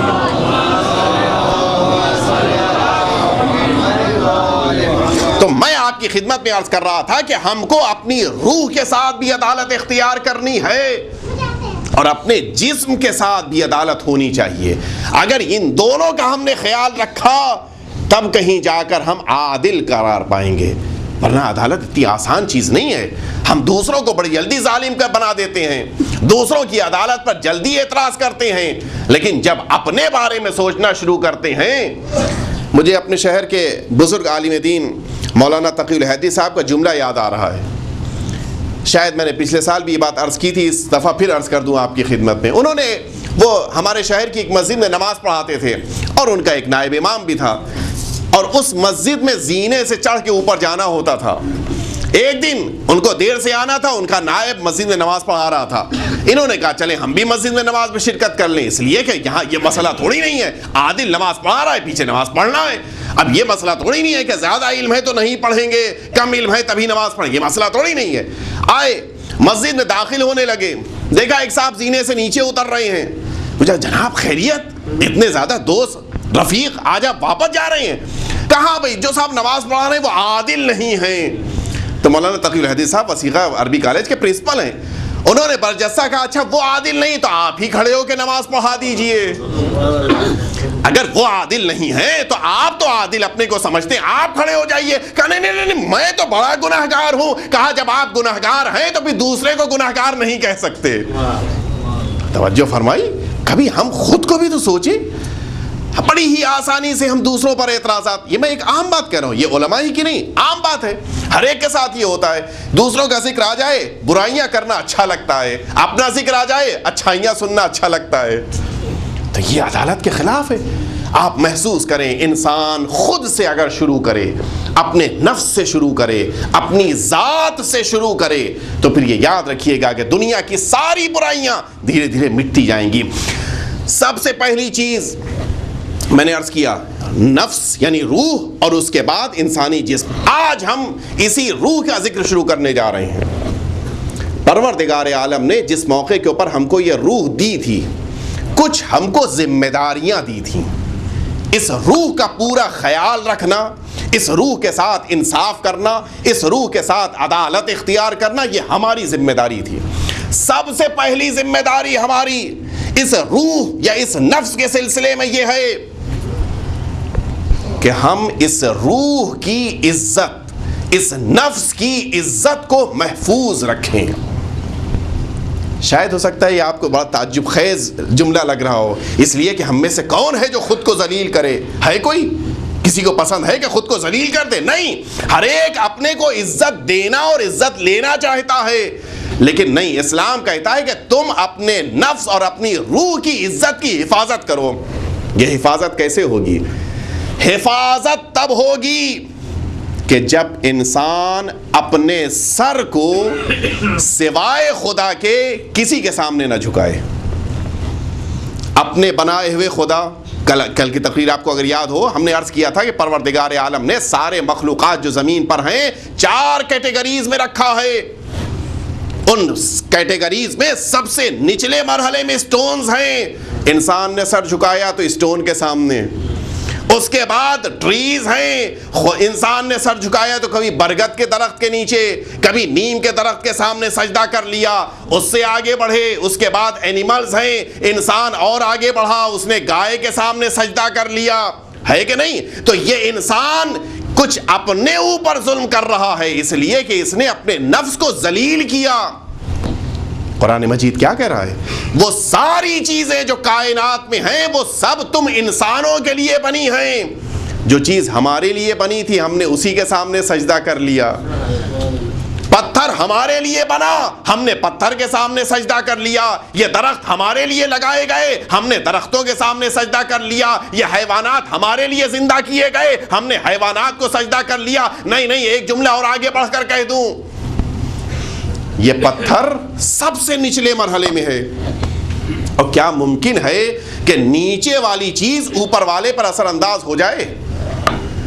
کیا یہ ہو سکتا ہے کہ کوئی اونٹ ہمارے اوپر اثر انداز ہو جائے؟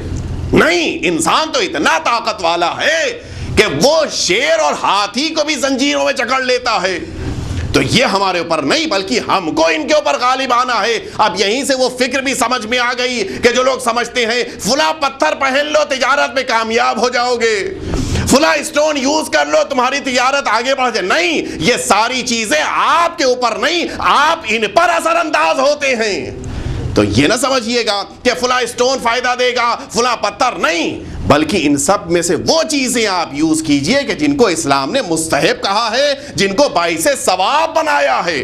نہ یہ کہ اس لیے استعمال کیا جائے تاکہ ان کے ذریعے سے ہماری تجارت بڑھے. ہماری تجارت اس کے ذریعے نہیں بڑھ سکتی.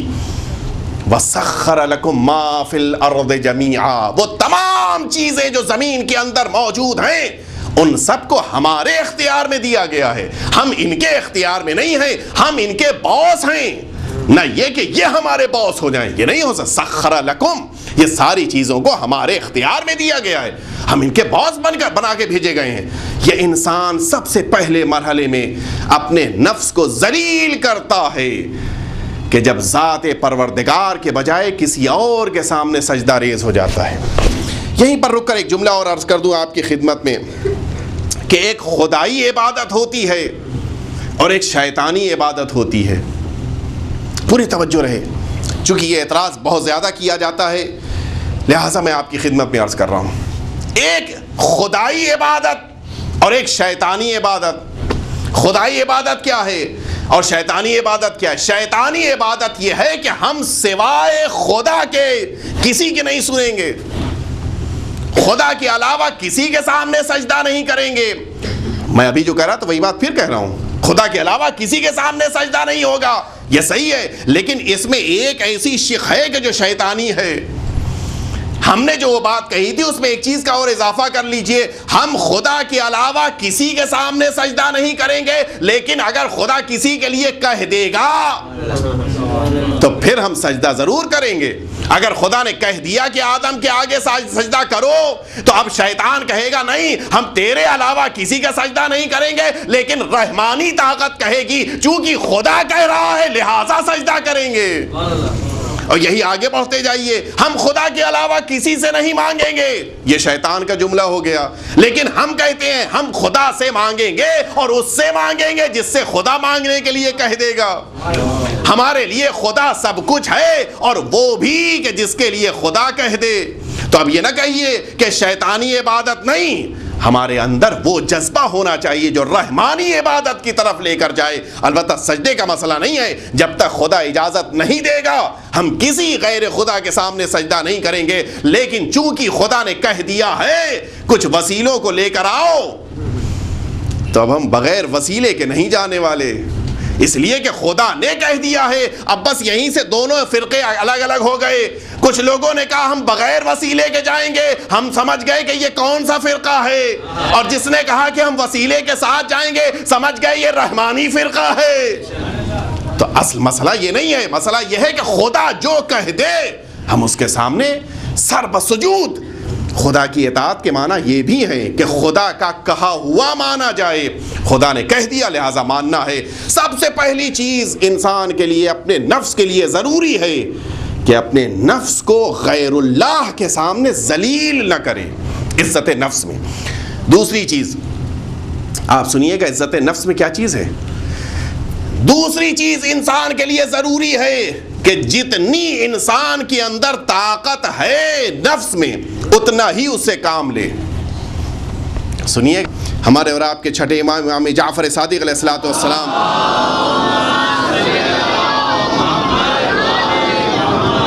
مولا فرماتے ہیں کہ لا ينبغي للمؤمن ان يذل نفسه، انسان کو یہ اختیار، مرد مومن کو یہ اختیار نہیں ہے کہ خود کو ذلیل کرے۔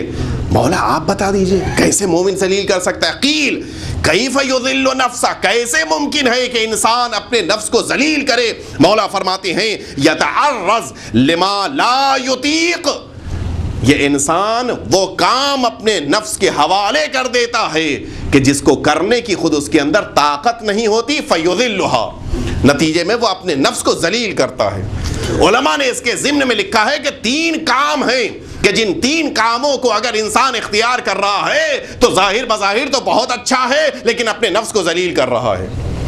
سب سے پہلا کام، انسان اپنے نفس سے اتنے زیادہ کام لے کہ جتنے زیادہ کام اس کا نفس برداشت نہ کر پائے، اوور فلو ہونے لگے، بالکل بلاسٹ کی کیفیت آ جائے، یہ انسان اپنے نفس کو ذلیل کر رہا ہے۔ دوسری چیز، اگر انسان وہ ذمہ داریاں لینے لگ جائے کہ جن ذمہ داریوں کا خود اہل نہیں ہے تو پھر یہ انسان اپنے نفس کو ذلیل کر رہا ہے۔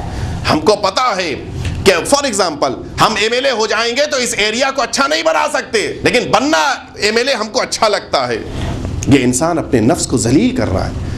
ہمیں پتا ہے کہ ہم انجمن کے اگر صدر بن گئے تو ہم کام نہیں کر پائیں گے لیکن بنیں گے ضرور، اگر ہم نہیں کر سکتے تو دوسروں کو کرنے کا موقع دیں۔ اچھا دوسری طرف سے بھی ہے، اگر ہم کام نہیں کر سکتے تو دوسروں کو کرنے کا موقع دیں۔ ہمارے ساتھ یہ بھی تو ہوتا ہے، یا تو ہم خود کریں، نہیں کر سکتے دوسروں کو بھی نہیں کرنے دیں گے، نہیں، اگر خود نہیں کر سکتے تو ذمہ داری نہ لے، اور اگر دوسرا کر رہا ہے تو اس کے کام میں روڑے بھی نہ اٹکائے، دوسرے کو کرنے کا موقع دیجئے۔ پروردگار عالم نے، میں نے پچھلے سال بھی عرض کیا تھا کہ ہر ایک کو کچھ نہ کچھ خصوصیت دی ہے، ان خصوصیتوں کو ہر ایک اپنے استعمال میں لے کر آئے تو ایک نکھرتی ہوئی شخصیت بنتا جائے گا۔ کسی کے اندر مینجمنٹ کی صلاحیت ہے، کسی کے اندر مثلا لوگوں کو منظم کرنے کی صلاحیت ہے، کسی کے اندر رہبری کی صلاحیت ہے، کسی کے اندر اچھا لیکچر دینے کی صلاحیت ہے، کسی کے اندر لوگوں پر اثر انداز ہونے کی، ہر ایک کی الگ الگ خصوصیت ہے، ہر ایک اپنے شعبے کا کام کرے۔ جیسے آپ اپنی ایجوکیشنل لائف میں بھی کرتے ہیں، کوئی انجینئرنگ کے لیے اچھا ہے اس کو ادھر بھیج دیا، کوئی میڈیکل کے لیے اچھا ہے اس کو ادھر، کوئی لائر اچھا بن سکتا ہے اس کو آپ نے لائر، تو ہر ایک کے لیے آپ نے الگ الگ کام کیا۔ وہی سوسائٹی کا بھی حال ہے، ہمارے معاشرے میں اگر عدالت لے کر آنا ہے تو ہر ایک کو اپنی ذمہ داریوں کو پورا کرنا ہے، اور جس کے اندر جو صلاحیت ہے اس کو اپنے قوم کے لیے، اپنے معاشرے کے لیے یوز کرنا ضروری ہے، تب یہ سوسائٹی، یہ معاشرہ عدالت کی طرف گامزن ہوگا۔ یہ دوسری چیز۔ پہلی چیز کہ انسان جو کام نہیں کر سکتا اس کام کو بھی کرنے لگ جائے. دوسری چیز، جن ذمہ داریوں کو نہیں اٹھا سکتا ان ذمہ داریوں کی بھی اٹھا لے. اور تیسری اور آخری چیز کہ انسان اتنا زیادہ اپنے نفس کو تھکانے لگ جائے کہ جتنا اب نفس کے لیے برداشت کرنا ممکن نہ ہو. ایک زمانے میں یاد ہوگا تقریباً 2-3 سال پہلے یہ کوششیں چل رہی تھیں کہ 24 گھنٹے کو 26 گھنٹے کر دیا جائے، 24 آورز 26 آورز ہو جائے. کیوں؟ اس لیے کہ زیادہ کام لیا جا سکے. یہ یاد رکھیے گا، پروردگار عالم نے انشاءاللہ گفتگو آ رہی کہ اپنے اوقات کو کس طرح سے تقسیم کرنا ہے. پروردگار عالم نے ہم کو وقت تقسیم کرنے کے لیے کہا ہے. ہمارا حال کیا ہوتا ہے؟ اگر 24 آورز ہیں تو 4 آورز آرام کے لیے، 20 آورز جو ہے وہ کام کے لیے. نہیں، ہم کو اپنی زندگیوں کو منظم بنانا ہے. اپنے ساتھ انصاف کیجئے. پروردگار عالم نے آپ کو اتنی ہی ذمہ داری دی ہے کہ جتنی آپ برداشت کر سکتے ہیں. آپ کو پروردگار عالم نے یہ نہیں کہا کہ نماز شب بھی واجب ہے. کیوں؟ اس لیے کہ ہر ایک کے لیے اس کے وقت کے اوپر پڑھنا ممکن نہیں تھا، لہٰذا اس نے مستحب رکھا. پڑھو گے تو ثواب بہت زیادہ. نہیں پڑھ سکتے پہلے پڑھ کے سو جاؤ، نہیں پڑھ سکتے صبح اٹھ کے پڑھ لو. یعنی پروردگار عالم میں اس کے اندر اتنی سہولت رکھی ہے. تو یعنی پروردگار عالم ہم کو وہی تکلیف دے رہا ہے کہ جس کو ہم انجام دے سکتے ہیں. دنیاوی کام کے لیے تو کوشش یہ ہے کہ 24 کو 26 گھنٹہ بنا لیں، اور عبادتوں کا حال یہ ہے کہ 5 وقت کی عبادت کو بھی ایک ہی وقت نپٹا دیا جائے. ہوتا ہے کہ نہیں؟ ایک وضو سے ہم کو 5 نماز پڑھنی ہے. کیا کیا جائے؟ نماز صبح تو پڑھنا ہی نہیں ہے. نماز ظہرین کو آخری وقت میں پڑھیں گے، اس سے پہلے صبح پڑھ لیں گے، اور اذان ہو جائے گی، مغربین پڑھ کے ایک ہی وضو سے 5 نمازیں ہو گئیں. تو اب اتنا زیادہ بھی اپنی زندگی کو نہ بچائیے کہ خدا کی عبادت کے لیے وقت نہ نکلے. ہوتا ہے کہ نہیں ہوتا ہے؟ تو یہ انسان اپنے نفس کے ساتھ ظلم کر رہا ہے. مولا فرما رہے ہیں کہ اپنے نفس کو ذلیل نہ کرو. وہ کام اپنے نفس کے حوالے نہ کرو کہ جس سے تمہارا نفس ذلیل ہو جائے. آپ واقعی محسوس کیجئے. اس کے بعد نفس کو ذلیل کرنے کے لیے ایک اور صورت جو علماء نے لکھی ہے، وہ صورتحال یہ ہے کہ انسان ان جگہوں کے اوپر خود کو لے کر جائے کہ جن جگہوں پر جانے سے وہ خود ذلیل ہو رہا ہے. کل رات آ رہی ہے، کل کی رات آزمائش کی رات ہے، کل کی رات امتحان کی رات ہے. کون ہے جو اپنے نفس کو عزت دینے کے لیے فرش عزا پہ آ رہا ہے، اور کون ہے جو اپنے نفس کو ذلیل کرنے کے لیے رقص کی بزم میں جا رہا ہے؟ اس لیے کہ انسان اتقوا من مواضع التہم، تہمت والی جگہوں سے ہم کو بچنے کے لیے کہا گیا. تہمت والی جگہ، غور کیجئے گا، وہ جگہ کہ جو خراب ہیں، وہ جگہ جو غلط ہیں، وہ جگہ کہ جہاں پر فساد ہوتا ہے اس کے لیے نہیں، وہ تو ہے ہی حرام. وہ جگہ جہاں پر تہمت کا خدشہ ہے، جہاں پر الزام کا خوف ہے، ان جگہوں سے بھی ہم کو بچنے کی. اتقوا، بچو ان جگہوں سے کہ جو تہمت والی جگہ ہیں. ہم کو تو اتنا احتیاط کرنے کے لیے کہا. آپ جانتے ہیں ابھی آیت اللہ العظمیٰ آغا سید علی سیستانی نے کیا پیغام دیا ہے؟ سنا آپ نے؟ آپ سب تک پہنچا ہے پیغام؟ آغا نے یہ پیغام دیا ہے کہ ہماری قوم کے کسی جوان کا کوئی رشتہ کسی دہشت گرد سے نہیں ہونا چاہیے. اور نہ صرف یہ کہ رشتہ نہ ہو، بلکہ وہ افراد کہ جو مشکوک ہیں ان سے بھی ہمارے جوان کا کوئی تعلق نہیں ہونا چاہیے. کیوں؟ اس لیے کہ یہاں پر مسئلہ ایک جوان کا نہیں ہے، مسئلہ ایک بھائی کا نہیں ہے، مسئلہ ایک آدمی کا نہیں ہے، مسئلہ پوری کمیونٹی کا ہے. تو اگر خدا نخواستہ کسی ایک بھی انسان کو پکڑ لیا گیا تو صرف وہ بدنام نہیں ہوگا، پوری قوم بدنام ہوگی. اور پوری قوم کو بدنام کرنا کسی کو یہ اختیار نہیں دیا گیا ہے، اسی لیے منع کیا گیا ہے. ہمارا کوئی رشتہ، آپ جانتے ہیں کہ یہ خود محرم آتنکواد کے خلاف آواز اٹھانے کا مہینہ ہے. یہ خود محرم ٹیررزم کے خلاف جتنا زیادہ آواز اٹھائی جائے یہ پیغام دینے کا مہینہ ہے. ہم تو کبھی بھی کسی بھی ٹیررسٹ کا ساتھ نہیں دے سکتے، اس لیے کہ حسین سب کچھ دے سکتے ہیں لیکن اپنے وقت کے سب سے بڑے ٹیررسٹ سے بیعت نہیں کر سکتے. یہی تو حسین کا پیغام ہے. تو ہمارا کوئی بھی جوان کسی ایسی جگہ نہیں جا سکتا کہ جو جگہ باعث تہمت ہو. کوئی ایسی جگہ نہیں پہنچ سکتا کہ جہاں پہنچنے کے بعد یہ انسان خود کو ذلیل محسوس کرنے لگے. ایک دفعہ درود بھیج دیں آپ حضرات.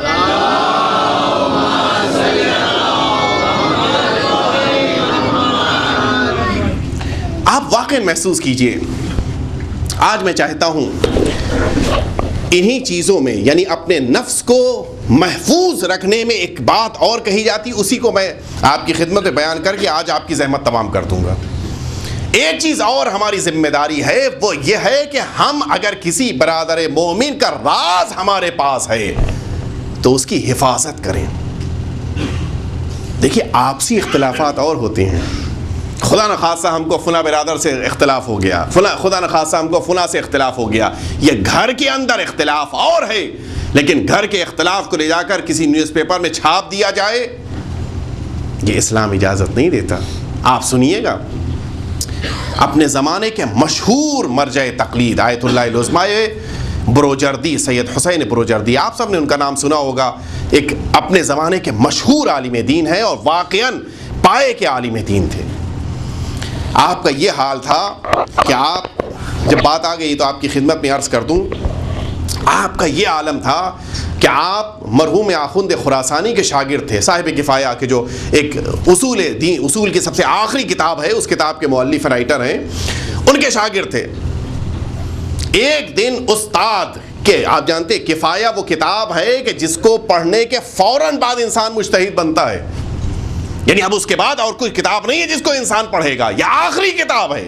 اس کتاب کا رائٹر درس کہہ رہا ہے، وہ بھی اصول ہی کا درس کہہ رہا ہے. آغا بروجردی ابھی جوان ہیں، نیچے بیٹھے ہوئے درس سن رہے ہیں. اچانک کھڑے ہو گئے، کھڑے ہو کر کہا کہ استاد آپ نے یہ بات جو کہی ہے یوں نہیں، یوں ہونا چاہیے. مرحوم آخوند خراسانی نے اپنے سر کو جھکایا، تھوڑی دیر سوچا اور اس کے بعد جملہ کہا. کہنے لگے کہ الحمدللہ خدا را، تو نے مجھے مرنے سے پہلے ایسا شاگرد دے دیا کہ جو اب میری جگہ بیٹھ سکتا ہے. یہ ہے شاگرد کی بزرگی اور یہ ہے استاد کی بزرگی. آپ سوچیں تو آج کے زمانے میں ایسا ہو سکتا ہے؟ اتنے زیادہ بزرگ عالم، اور پھر جو سوچیے استاد پر اعتراض کیا تھا آپ نے. آپ کی سیرت میں ملتا ہے کہ آپ کو بے پناہ اس بات کا خیال تھا کہ مؤمنین کی عزت کو محفوظ رکھا جائے. ہر شخص کی ایک پرسنل لائف ہوتی ہے اور ایک ایسی سوشل لائف ہوتی ہے. تو ایک مرجع کی پوری لائف جو ہے وہ سوشل نہیں ہے، اس کی ایک پرسنل لائف بھی ہے. ان کے گھر میں کچھ خطوط آتے تھے کہ جن خطوط کو یہ چھپا کے رکھتے تھے. اچھا یہ لیڈیز کی خاصیت ہوتی ہے، اگر ان کو پتہ چل جائے کہ کچھ آپ چھپا رہے ہیں تو کچھ بھی ہو جائے اس کو معلوم کر کے رہیں گی کیا چھپایا جا رہا ہے. یہ ہوتا ہے، ہمارا آپ کا بھی ہوتا ہے. ہم کو پتہ چل جائے، ہم اگر مسجد میں داخل ہوں اور دیکھیں کہ کسی صاحب نے ہم کو دیکھتے ہی جلدی سے اپنی جیب میں کچھ رکھ لیا، اب ذہن پریشان ہے، پوری نماز ختم ہو گئی لیکن اب ذہن ادھر ہی ہے ہمارا کہ اس نے رکھا کیا تھا. ہو سکتا ہے ہم سے ریلیٹڈ نہ ہو، لیکن نہیں، مزاج ہوتا ہے. لیڈیز میں کچھ زیادہ ہی ہوتا ہے. آیت اللہ العظمیٰ بروجردی کے گھر میں جب خطوط آتے تھے تو کچھ خطوں کو چھپا کے دیتے تھے. اب گھر کے سارے لوگ پریشان کہ یہ کیا ہوتا ہے. اچھا آغا بروجردی کی خاصیت تھی کہ ہر جمعے کو صبح میں دریا کے کنارے ضرور جاتے تھے، عریضہ ڈالتے تھے، حضرت سے توسل کرتے تھے، دعائے ندبہ پڑھتے تھے. ان کا دستور تھا جب وہ دریا کے کنارے، سمندر کے کنارے پہنچتے تھے، جس علاقے میں ہوتے تھے، جو قریبی دریا، سمندر، نہر، کچھ بھی وہاں جاتے ضرور تھے. جب یہ جمعے کے دن جاتے تھے تو اپنی جیب سے خود نکال کے سارے خطوط کو دریا میں ڈال دیتے تھے. اب تو یہ اور تشویش والی بات ہو گئی. ایک تو نہ صرف یہ کہ دکھاتے نہیں، بتاتے نہیں، بلکہ دریا میں بھی ڈال دیتے ہیں. اب تو یہ اور عجیب بات ہو گئی. اگر کہیں رکھ دیں، اچھا خاصیت یہ تھی کہ اس جگہ پر رکھتے تھے کہ جہاں سے کوئی نہ اس کو نکال سکے، نہ گھر والے نہ خادم. اچھا بقیہ سارے کام ایک مرجع کے جو بوڑھا ہو چکا ہے اس کے سارے کام تو گھر والے کر رہے ہیں. اس کا کھانا گھر والے لے کر آ رہے ہیں، اس کے کپڑے گھر والے دھو، سارے کام گھر والے کر رہے ہیں. خطوط پوسٹ کرنے کے لیے پوسٹ آفس، اس کے گھر کا خادم، سب کچھ دوسرے لوگ کر رہے ہیں. لیکن یہ خط ہیں کہ جو اسپیشلی خود لے کر جاتے ہیں اور اپنے ہاتھوں سے دریا میں ڈالتے ہیں. اب تو یہ اور تشویش کی بات ہے. لوگوں نے آپس میں گفتگو شروع کی، جو خاص ان کے اطراف میں رہنے والے لوگ تھے، کہ بھئی یہ بات کیا ہے، یہ ہوتا کیا ہے ان کے اندر. سنیے، دوسروں کے راز کو چھپانا، دوسروں کے راز کو دل میں محفوظ رکھنا کتنا اہمیت رکھتا ہے. جب پوچھا گیا کہ آپ یہ بتائیے آپ کے بارے میں تشویش بڑھتی جا رہی ہے, لوگوں کو شبہ بڑھتا جا رہا ہے, آپ نہ جانے کیا کرتے ہیں, ان خطوط کو چپکے سے پڑھتے ہیں اور لے جا کے اپنے پاس محفوظ رکھنے کے بعد دریا میں ڈال دیں, ہے کیا آخر آپ بتائیے, ورنہ آپ کے بارے میں شبہات بڑھتے آ رہے ہیں. تو آپ جانتے ہیں کہ ابطال باطل واجب ہے. انسان کے اوپر اگر شبہات الزامات آنے لگ جائیں تو اگر انسان واقعاً غلطی نہیں کر رہا ہے تو اس کے لیے واضح کرنا ضروری ہے.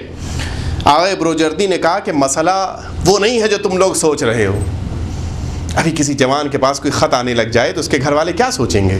وہ غریب تو بیچارہ گیا, اس کی عزت, عفت, عدالت سب چلی جائے گی, لیکن بہرحال یہ مرجع ہے, لہٰذا کچھ احتیاط کی گئی ان کے بارے میں. خاص اطرافیان نے سوچا نہیں کوئی خاص بات ضرور ہے, کبھی جو تم لوگ سوچ رہے وہ بات نہیں ہے, بلکہ بات یہ ہے کہ اس پورے ایران سے ہماری تقلید کرنے والے شیعہ جو مؤمن ہیں لیکن ہم سے ناراض ہیں. کسی نے رقم مانگی تھی, رقم نہیں ملی. کسی نے استفتاء کیا تھا, فتویٰ وقت پہ نہیں پہنچ پایا. کسی نے ملاقات کے لیے وقت مانگا تھا, ملاقات کا وقت نہیں مل پایا. تو اس قسم کے جو مؤمنین مجھ سے ناراض ہیں وہ وطن پہنچ کر پہلا کام یہ کرتے ہیں کہ مجھ کو بری بری باتیں لکھ کر خط بھیجتے ہیں, اور میں صرف ایک مومن کے راز کو محفوظ رکھنے کے لیے, ایک مومن کی عزت کو بچانے کے لیے ان خطوں کی حفاظت کرتا ہوں, اور نہ یہ کہ اپنے خادم کو نہیں دیتا, اپنے ہاتھوں سے لے آ کے دریا میں ڈالتا ہوں. یہ ہے دوسروں کی عزت کو بچانے کا طریقہ. آپ واقعی غور کریں, انسان کا نفس جب بلندی کی طرف مائل ہو جاتا ہے تو صرف اپنی عزت نہیں دوسروں کی عزت بھی پیاری ہوتی ہے. اور یہی آیت اللہ العظماء بروجردی علیہ رحمت و رضوان, جب ان کا ذکر آ گیا تو دو واقعے اور سن لیجئے, ان کی عظمت کو محسوس کیجئے کہ کس بلندی پر آپ فائز تھے. معصومہ قم کے جب آپ حرم میں, آپ کو شہزادی قم سے بے پناہ محبت تھی, بے پناہ محبت تھی, اور اسی لیے آپ نے شہزادی کے حرم کے بغل میں مسجد بنوائی ہے جس کو مسجد اعظم کہتے ہیں. اور اگر آپ لوگ زیارتوں پہ گئے ہوں تو آپ نے دیکھا ہوگا اسی مسجد اعظم کے کنارے وہ حصہ کہ جو شہزادی کے حرم سے متصل ہے, بالکل اٹیچڈ ہے, اس پورشن میں آپ کی قبر ہے. بے پناہ آپ کو محبت تھی شہزادی قم سے. آپ جب شہزادی کے حرم میں داخل ہوتے تھے تو آپ کا چہرہ شہزادی کے حرم کی طرف ہوتا تھا, لیکن جب نکلنے لگتے تھے تو جو ہمارے آپ کے ساتھ ہوتا ہے وہی ہونا چاہیے. جب نکلنے لگے انسان تو پیٹھ شہزادی کے حرم کی طرف ہو جائے. جبکہ لکھا یہ گیا ہے کہ ایک دن میں 3 دفعہ معصومہ قم کی زیارت کرنے آتے تھے, اور جب واپس جاتے تھے تو پیچھے پیچھے پیر رکھتے ہوئے جاتے تھے, چہرہ معصومہ کے حرم کی طرف ہوتا تھا. اور اتنی محبت تھی آپ کو, اہل بیت اطہار سے خاص انسیت تھی ان کو, اتنی زیادہ محبت تھی. اس زمانے میں سعودی عربیہ کا اپنا ایک بول بالا تھا, آج بھی ہے, لیکن اس زمانے میں یہ نئی نئی فکریں بہت زیادہ رائج ہو رہی تھی کہ جو آج عروج پائی ہیں یہ آیت اللہ بروجردی کے زمانے میں شروع ہوئی تھیں, اور ان کو حکومت نے قبول کرنا شروع کیا تھا. آپ سمجھ گئے ہوں گے. ان ساری فکروں کے ساتھ سعودی عربیہ کا ایک نمائندہ ایران آیا تھا, ایران کے شاہ سے ملاقات کے لیے آیا. تب ظاہر ہے کہ اس کو یہ پتا چلا کہ پورے ایران میں اس وقت تقلید ہوتی ہے تو آیت اللہ بروجردی کی ہوتی ہے. ایک واحد سب سے بڑا عالم ہے کہ جس کی پوری ایران تقلید کر رہا ہے.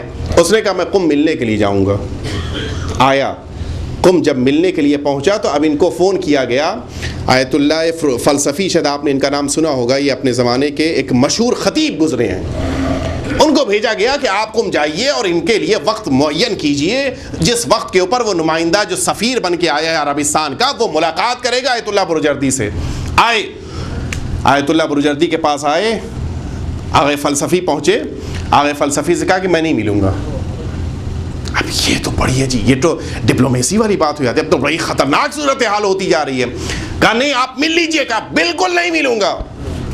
چالاکی کی اس سفیر, جب اس کو پتا چل گیا کہ یہ ہم سے ملنا نہیں چاہ رہے ہیں, کہا میں خانہ کعبہ کا کپڑا کہ جو اس کے اوپر ڈھاکا جاتا ہے وہ سال بے سال جو ہے وہ چینج کیا جاتا ہے اور پھر اس کو سارے اسلامی ملکوں میں تقسیم کیا جاتا ہے, میں وہ کپڑا آپ کے لیے بطور گفٹ لایا ہوں.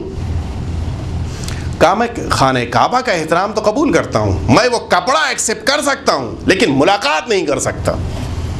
اب تو یہ اور عجیب بات ہو گئی. آگے فلسفی پوری کوشش کیے جا رہے ہیں کہ ملاقات ہو جائے, ملاقات ہو جائے, آپ 2 منٹ کے لیے مل لیجیے. کہا نہیں 2 منٹ کے لیے بھی نہیں ملوں گا. کہا اچھا آپ روڈ کے اوپر جب نکلے ہوں تو اس وقت اس کو بھی بلا لیا جائے, آپ ملیے. کہا اگر یہ پتا چل جائے گا میں گھر سے نہیں نکلوں گا. اتنے شدید. تو اب تو ظاہر ہے کہ پوچھنے والی بات ہے کہ آپ اتنا زیادہ انکار کیوں کر رہے ہیں, کہ آپ کیوں نہیں ملنا چاہتے؟ آپ بتا دیجئے. آپ مرجع ہیں, آپ بزرگ ہیں, آپ کی ساری باتیں مصلحت والی ہوتی ہیں اور یقیناً اسلام کے حکم کے مطابق, آپ کیوں نہیں ملنا چاہتے؟ کہا میں اس لیے نہیں ملنا چاہتا. سنیے محبت اہل بیت آپ دیکھیے. کہا میں اس لیے ملنا نہیں چاہتا کہ میرا مل لینا معصومہ قم کی توہین کا باعث ہوگا. آغا آپ سے مل لینے سے معصومہ قم کی توہین ہوگی؟ کیسے؟ کہا اس لیے کہ وہ تہران سے صرف مجھ سے ملنے آئے گا لیکن شہزادی قم سے ملاقات نہیں کرے گا. اگر کوئی مجھ سے ملنے آ رہا ہے اور معصومہ قم سے نہیں ملے گا, اس کے معنی یہ ہے کہ اس کی نگاہ میں میری اہمیت ہے, معصومہ قم کی اہمیت نہیں ہے. میں ایسے کسی انسان سے نہیں مل سکتا کہ جو اہل بیت سے نہ ملنا چاہتا اور مجھ سے ملنا چاہتا ہو. یہ ہے عظمت اہل بیت. یہ ہمارا بھی اصول ہونا چاہیے.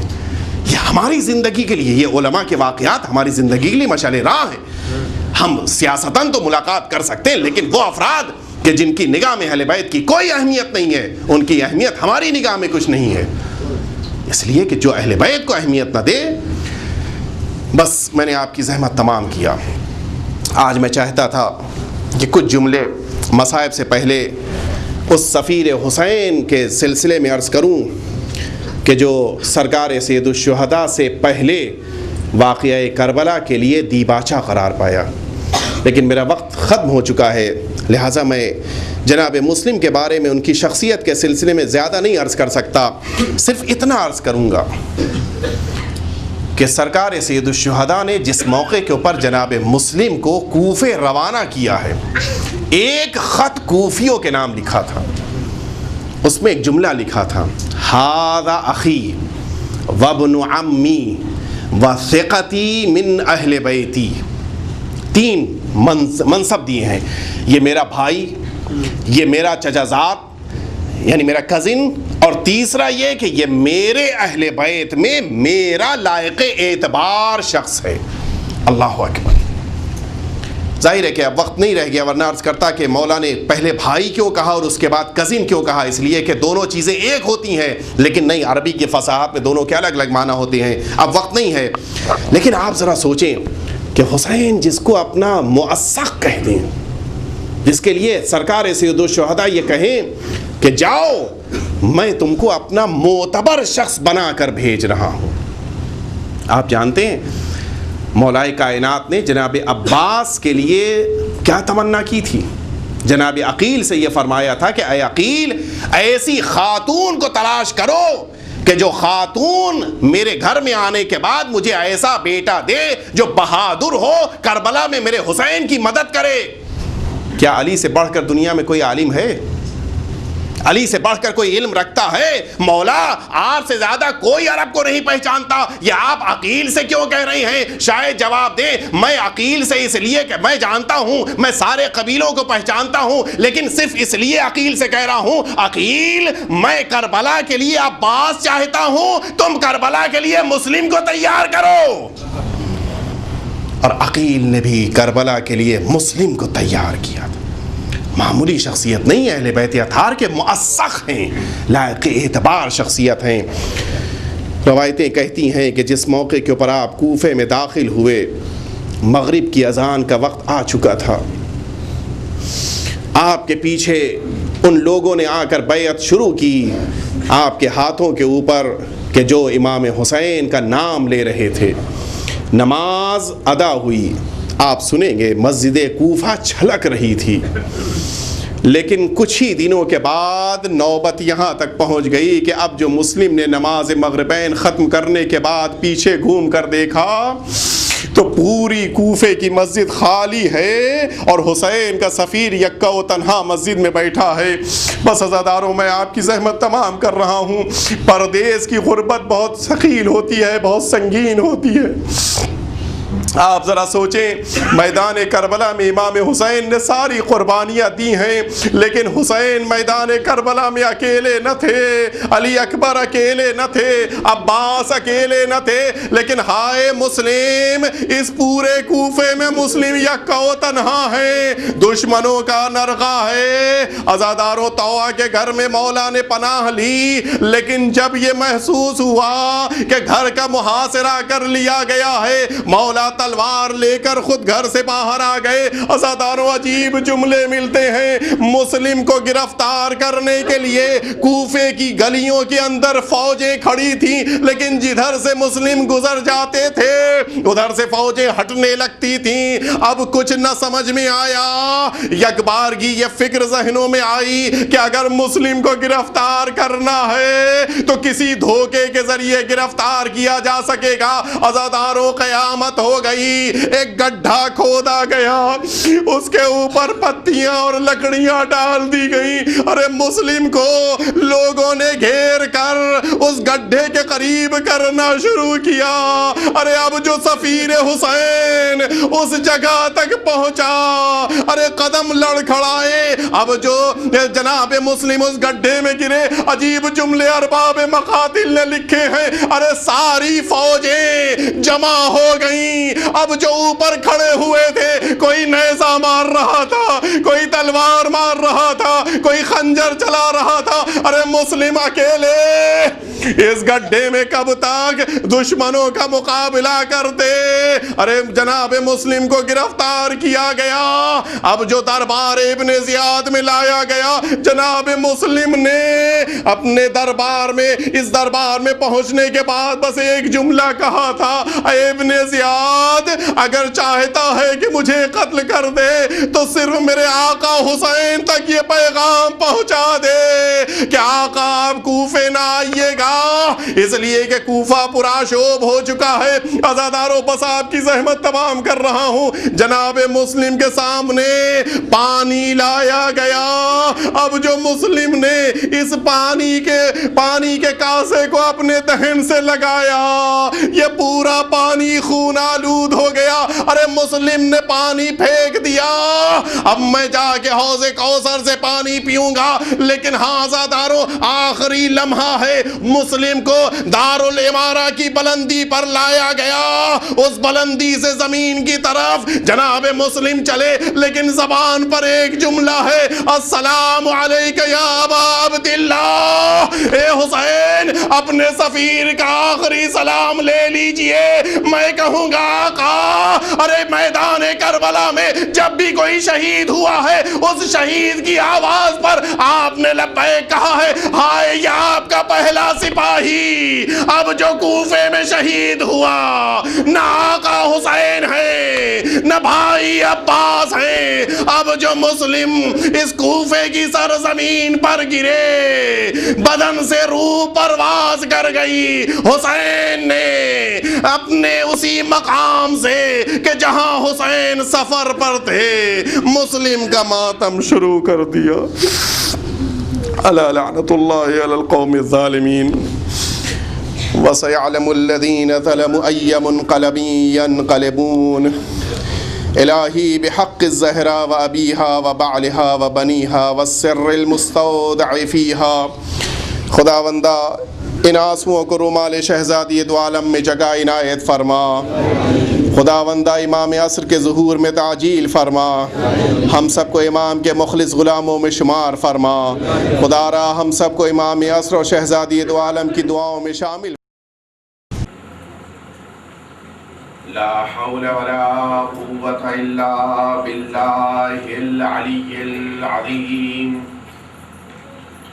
حسبنا اللہ ونعم الوکیل، نعم المولا ونعم النصیر۔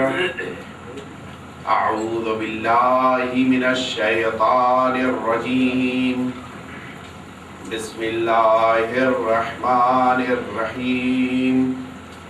الحمد للہ الذی ہدانا لہذا وما كنا لنهتدي لولا أن هدانا الله لقد جاءت رسل ربنا بالحق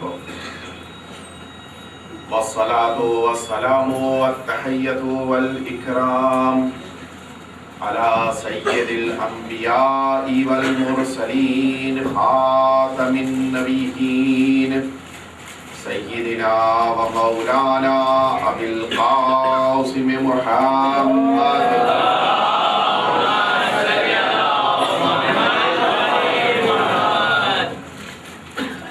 ثم الصلاة والسلام والتحية والإكرام على أهل بيته الأطيبين الأنجبين الذين أذهب الله عنهم الرجس وطهرهم تطهيرا.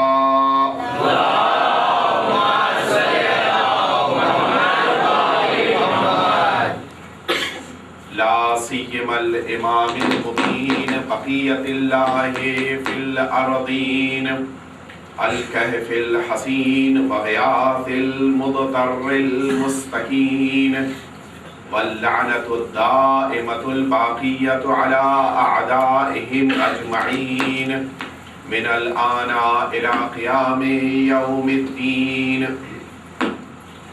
أما بعد فقد قال الله الحكيم في كتابه الكريم وهو أصدق الصادقين وقوله الحق اعدلوا هو اقرب للتقوى. صلوات بھی دیکھ دفعہ.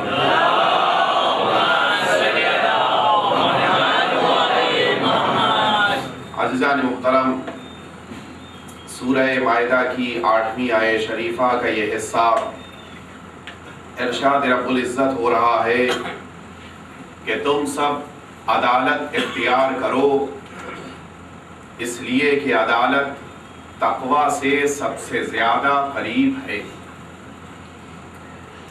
جسٹس ان اسلام کے ضمن میں مسلسل گفتگو آپ حضرات سماعت فرما رہے ہیں.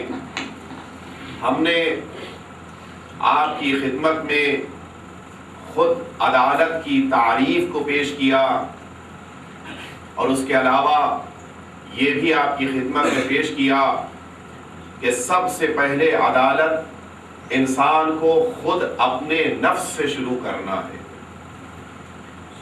انسان دوسروں کی نصیحت یا دوسروں سے کہنے کے بجائے اگر خود مقام عمل میں اتر جائے تو خود بخود دوسروں پر اس کا ایک اچھا اثر ہوتا ہے. کل ہم نے عرض کیا کہ پروردگار عالم نے انسان کو 2 چیزیں عطا کی ہیں. ایک یہ انسان کا جسم ہے اور ایک انسان کے جسم کے اندر موجود روح ہے. ہم نے کل روح کے سلسلے میں شروع کیا کہ روح کی عدالت انسان کس طرح سے اختیار کر سکتا ہے. سب سے پہلی چیز ہم نے یہ پیش کیا کہ روح کی عدالت کے لیے ضروری ہے کہ انسان اپنے عزت نفس کی حفاظت کرے. کسی غیر خدا کے سامنے نہ سر جھکائے نہ ہاتھ بڑھائے. اس ذات کے علاوہ کہ جو ذات دینے والی ہے کسی اور کو اس دنیا میں اس لائق نہ سمجھے کہ جو خدا کے علاوہ دے سکے، سوا یہ کہ پروردگار عالم ہی کہہ دے کہ تم جا کر ان سے لے لو. یہ صورت دوسری ہے. اس کے علاوہ ہم نے آپ کی خدمت میں یہ بھی پیش کیا کہ انسان کے لیے ضروری ہے کہ اپنے نفس کے اوپر اتنا بارڈن رکھے کہ جتنا اس کا نفس اس کو برداشت کر سکے. آج میں تیسرے مرحلے کی طرف جا رہا ہوں کہ اگر انسان اپنے نفس کے ساتھ عدالت اختیار کرنا چاہے تو اس کے لیے کیا چیزیں ضروری ہیں. میں پوری توجہ چاہ رہا ہوں. میں نے یہ مقدمہ اور یہ ابتدائی گفتگو اسی لیے پیش کی تاکہ کل کی بحث بھی آپ کے ذہنوں میں آ جائے اور آج کی بحث آپ پوری توجہ کے ساتھ سماعت فرمائیں. جب انسان، آپ کبھی بھی غور کیجئے، اپنی روح کی طرف متوجہ ہوتا ہے تو ہمیشہ یہ تصور پیدا ہوتا ہے کہ اس روح کو پروردگار عالم نے مجرد بنایا ہے. اب ظاہر ہے کہ میں اس فلسفی بحث میں تو نہیں جانا چاہتا کہ مجرد کیا ہے اور مادہ کیا ہے، ان ساری بحثوں سے الگ ہٹ کے صرف اتنا عرض کرنا ہے کہ یہ روح جس کو پروردگار عالم نے ہمارے حوالے کیا ہے، اس روح کو بھی غذا کی ضرورت ہے، اس روح کو بھی کھانا کھانے کی ضرورت ہے۔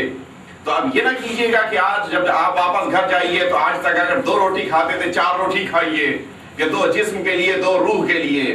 تو یہ صورتحال نہیں ہے کہ آج سے آپ کے کھانے کی مقدار بڑھ جائے، نہیں، بلکہ غذا اس روح کے لیے الگ چیز ہے۔ آپ کے جسم کے لیے غذا کی ضرورت تھی، آپ نے روٹی کھا لیا، آپ نے بریانی کھا لیا، چکن کھا لیا، اس کے لیے جو مناسب چیزیں تھیں ان کو آپ نے استعمال کیا، لیکن اب سوال یہ ہے کہ وہ کون سی چیز ہے کہ جو ہماری روح کے لیے غذا بن سکتی ہے؟ یہ بھی تو سوال ہے۔ اس لیے کہ ہماری روح تو بھوکی نہیں رہ سکتی، ہم بھوکے ہوں تو سو نہیں سکتے، تو کیا اگر ہماری روح بھوکی ہو تو وہ آرام محسوس کر سکتی ہے؟ کبھی نہیں۔ اس روح کو بھی غذا چاہیے، اور یاد رکھیے گا اس روح کے پاس چونکہ غذا نہیں ہے، لہذا دنیا میں انسان سب سے زیادہ پریشان ہے۔ آپ غور کیجئے، انسان دولت کے اعتبار سے ملینر ہے، بزنس کے اعتبار سے بے مثال ہے، گھر کے اعتبار سے کوئی پریشانی نہیں، آل اولاد سب ٹھیک ہے، لیکن رات کو نہیں سو پا رہا ہے۔ کس بنا پر نہیں سو رہا ہے؟ کیا چیز نہیں ہے اس کے پاس؟ یہ روح کی غذا اس کے پاس نہیں ہے۔ جس کے پاس یہ روح کی غذا آ جائے پھر اس کو دوبارہ نیند کی گولی کھانے کی ضرورت نہیں ہے، اس لیے کہ روح بھوکی ہے۔ جب روح بھوکی ہوتی ہے تو کبھی انسان کو آرام نہیں مل سکتا۔ لہذا ضرورت اس بات کی ہے کہ اس روح کی غذا کا انتظام کیا جائے، اہتمام کیا جائے، اور یہ یاد رکھیے گا جتنا زیادہ اس روح کو آپ غذا دیتے جائیں گے، یا اپنی اصطلاح میں کہیں جتنی اچھی بریانی اس کو کھلائیں گے اتنے ہی سکون سے رات میں سوئیں گے۔ لیکن یہ بریانی نہیں کہ جو ہم لوگ کھاتے ہیں، اس بریانی کو زیادہ کھا لیجئے گا تو بقیہ موقعوں پر تو آرام سے سوتے تھے، آج بے چین سوئیے گا۔ تو یہ یاد رکھیے گا کہ روح کو غذا کی ضرورت ہے، اور جب تک یہ روح غذا نہیں حاصل کرے گی، وہ بھی صحیح غذا، تب تک یہ روح سکون نہیں دے سکتی۔ یہ لفظ صحیح پہ آپ شاید چونکے ہوں، اس لیے کہ غذائیں تو ہر طرح کی ہوتی ہیں۔ یاد رکھیے گا آج کمپیوٹر کا زمانہ ہے، ہمارے جوان ہمارے بھائی سب جانتے ہیں کہ جو کمپیوٹر کو آپ ڈیٹا دیجیے گا، جو فیڈ کیجیے گا ڈیٹا، وہی آپ کو واپس ملے گا۔ جو ان پٹ ہے اسی کے مطابق آؤٹ پٹ ہوگا۔ یہ نہیں ہو سکتا کہ ان پٹ کچھ اور تھا آؤٹ پٹ کچھ اور ہو گیا۔ اور یہ انسان کے جسم کے ساتھ بھی ہوتا ہے۔ کیلیسٹرول آپ نے زیادہ یوز کیا، نتیجہ یہ کہ سیڑھیاں چڑھتے ہوئے آپ جو ہے پریشان ہو رہے ہیں۔ کیوں؟ اس لیے کہ آپ کا ان پٹ صحیح نہیں تھا، آؤٹ پٹ میں مشکل ہو گئی ہے کہ نہیں؟ آپ جو غذا اندر پہنچا رہے ہیں اگر وہ غذا صحیح ہے تو 60 سال کا انسان بھی جوان دکھائی دے گا، اور اگر جو غذا اندر جا رہی ہے وہ خراب ہے تو 30 سال کا انسان 60 سال کا دکھائی دے گا۔ تو اس کے معنی یہ ہے کہ جو کچھ اندر جا رہا ہے وہ صحیح ہونا چاہیے، ورنہ انسان وقت سے پہلے بوڑھا ہو جائے گا، یا پھر انسان بوڑھے ہونے کے باوجود جوان دکھے گا۔ یہیں سے یہ فلسفی بھی سمجھ میں آ جاتی ہے۔ یہ سوال پیدا ہوتا ہے کہ کیا 1400 سال کے بعد بھی کوئی جوان دکھائی دے سکتا ہے؟ یہی تو سوال ہے نا کہ 1400 سال کے بعد ہم تو 80 سال کے انسان کو دیکھتے ہیں وہ جوان نہیں دکھائی دیتا، 100 سال کے انسان کو دیکھتے ہیں وہ جوان نہیں دکھائی دیتا، اور یہاں 1400 سال گزر گئے وہ جوان دکھائی دے رہا ہے۔ بس فرق یہی ہے، اس 80 سال کے انسان نے دنیا کی خراب غذا کھائی ہے، اس 1400 سال والے نے خدا کی غذا کھائی ہے۔